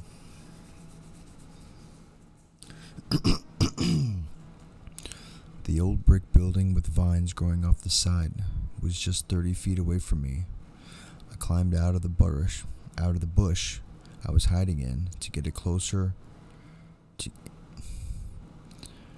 I climbed out of the bush I was hiding in and got closer. There might have been maybe 4 of us there, including me. We went back maybe 3 nights a week. When we weren't there, it's all we ever thought about. I wasn't exactly sure what I was looking for or anything, but as I said before, I don't exactly know why we kept going back, ignoring the no trespassing sign I saw at the open door. I don't think we ever broke in. We only entered the door where a window is open. No, you're alright, Dangerous. Nonetheless, I walked inside. It smelled of illness, sadness, and death. I clicked on my flashlight and pointed it at the wall. As expected, the cracked tile of the wall and the floor reached the light, coming to the flashlight. My friends followed suit. Usually we split up, except this time was a bit different. I wandered off on my own. I don't usually do this, unless I want to go find or do something on my own. But I felt that I should be alone this time. This place was like a maze. Eventually I realized that I was alone. I called out to my friends, but they didn't hear me. I kept walking. Using the flashlight as my own light source, I made it to a darkened hallway, and I didn't realize it. I clicked it off the light and started walking. Something made a noise behind me, so I turned around. All I saw was a window covered up by the trees that surrounded the buildings. As I was walking down the hallway, my flashlight still off, I heard the things behind me. I didn't look what was there, although I wish I did. For about 15 seconds, I heard someone call my name. Dave. I started running down the hall. I clicked on my flashlight and saw my friend. I'll call him Matt. Matt looked really scared. He said, "Didn't you see what was behind you?" I immediately turned around but saw nothing. "No, what was there?" I replied. I don't exactly remember what Matt said. But what I remember is that whatever was behind me was about 7 feet tall, had no arms, bent back legs, and piercing white eyes. Since it was completely dark, the only real light was coming from the window of the opposite end of the hall. We never actually knew what it looked like. Could have been a face or clothes. Here's the picture.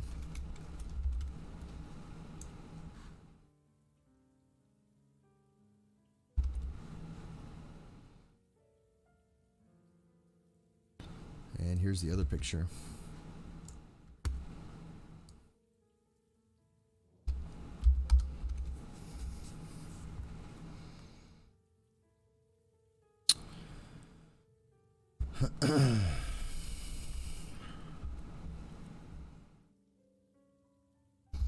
What I found to be the weirdest part of the story is what happened when I was driving home. I had been driving for about 10 minutes, listening to the radio. It was almost 2 in the morning. All of a sudden, the radio cut out. When it did, I heard a deep voice. I don't know if this was the 7-foot man or something else haunting the building. The voice I heard was so low quality, I couldn't hear what it said. The radio came back on afterwards. The 7-foot man still remains a mystery. I never went back there. My friends did. They never saw it or any signs of it. But every time they come home, their radio cuts out, and a deep voice comes back. Nobody knows what it wants. Sometimes I see it out my window, but as soon as I focus, it's gone. Maybe one day I'll know what it is, but for now, it's only a mystery.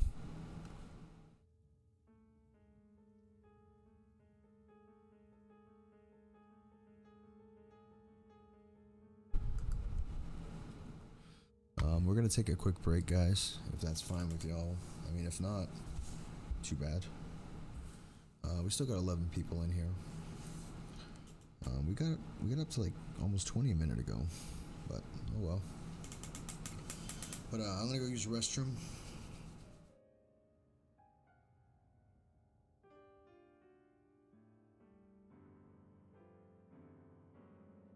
And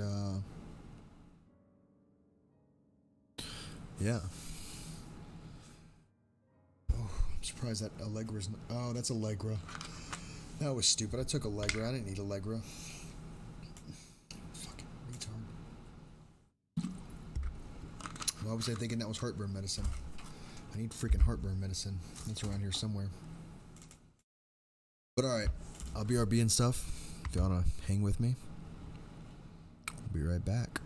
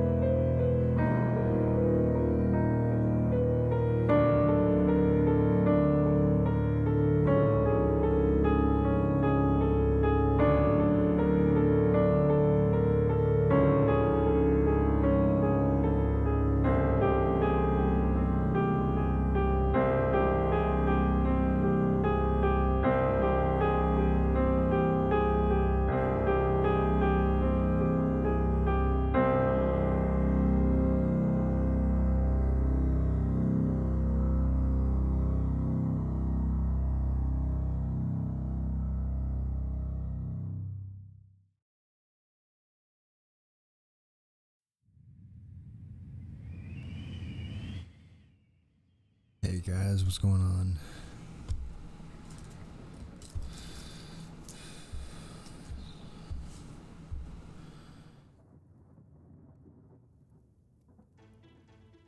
I hope the lady in the trunk is still doing okay. Haven't checked on her in a while. I gave her a bottle of water, but maybe she couldn't reach it because of her handcuffs. She might be gone for a week now. Nobody looking for her, poor thing. Hope I can dispose of her body properly. She didn't have much oxygen left. Glue the trunk shut.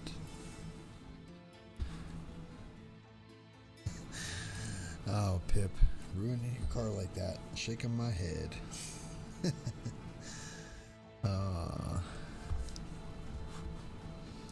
Make sure you guys didn't do anything sneaky while I was gone. Nope, just the 3 sneaky people. We had Hope for $5, Jason for $4.24, Jib Jab for $10. You're all crazy nuts, and I love you all. So I see my friend Dangerous is being creepy. That's good. We like that here.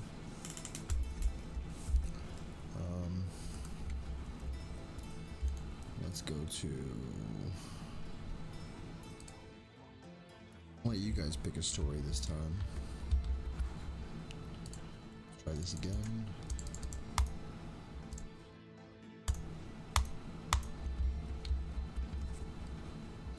Nope, not that one. Let me try this again. Control X. Control V. There we go. Don't want to find a story. I don't mind. Just make sure it's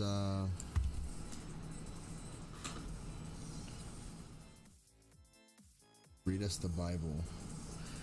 No, I don't read those kind of scary stories.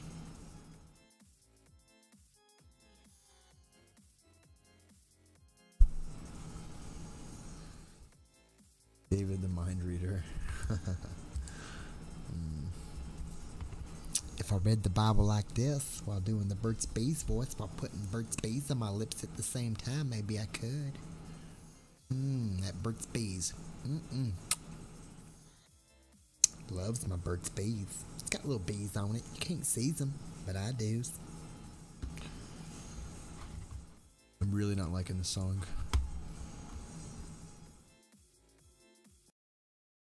Let me find one that, let me get to some regular.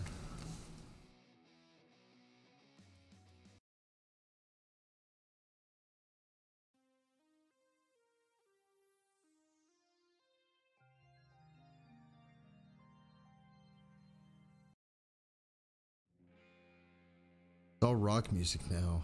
Not that I don't like it. I love it, but not for the stream.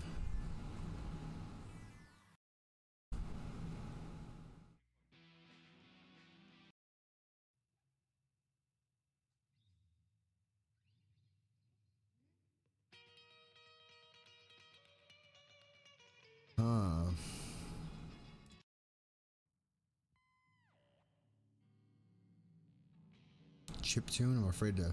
Rockabilly, ambient goth music. There we go. That's what I'm looking for.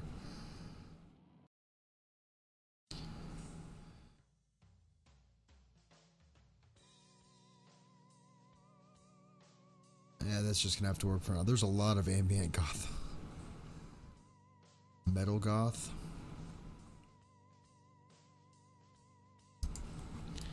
I mean, if this music gets to be too much for you guys, just let me know.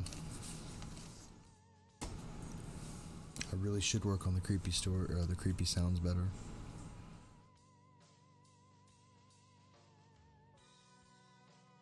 She'll haunt me forever.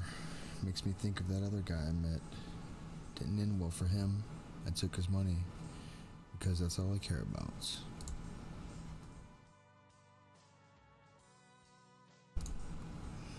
Alright. So no one picked a story. Still here while doing my own live stream. Are you really? You're doing a live stream right now? Let me see. live stream, King Chappy. What the crap is this?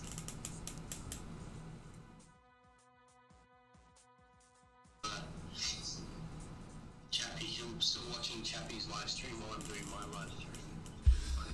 What's going on, Jason?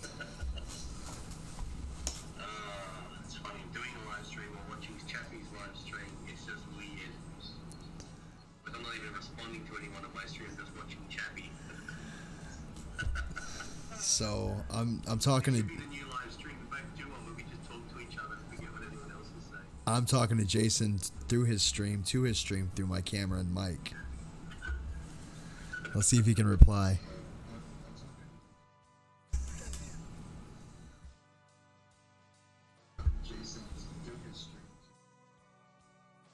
Seriously, look at this. We're seriously talking to each other. And the delay makes it even more weird. It does, but that's fine.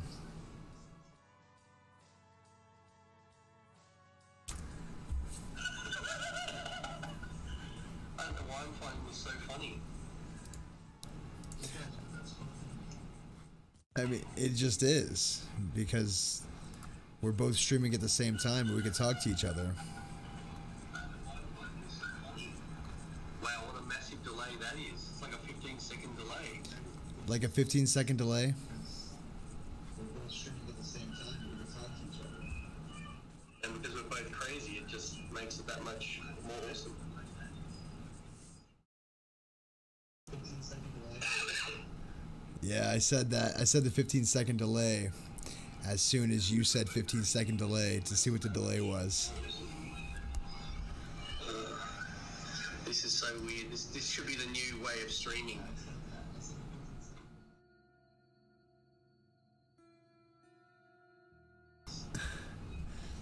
This is weird. It's like we're talking to each other from the moon. What's happening?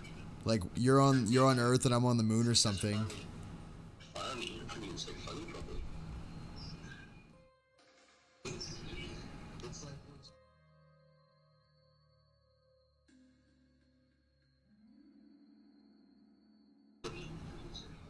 it's weird like that, isn't it?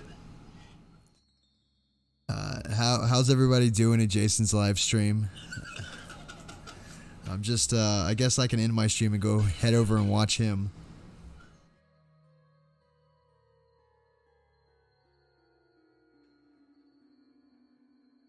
But we need to somehow preempt what we're going to say for it to make sense.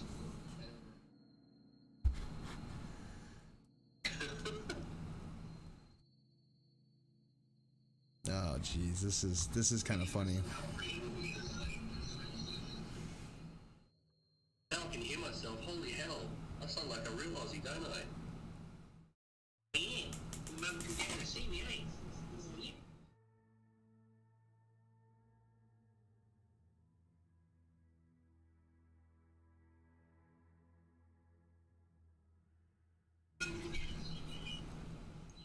I gotta mute my mic so you don't get the feedback from it. This is. It's so weird how amused we both are by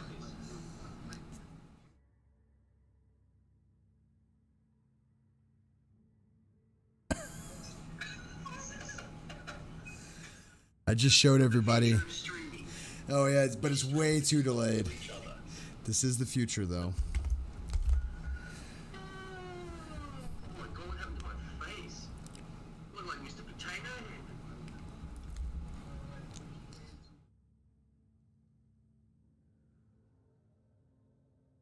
Head. All right, well, I think we're gonna end it here, and we should all go head over to Jason's stream. Maybe I'll pick it up later, but it's too surreal.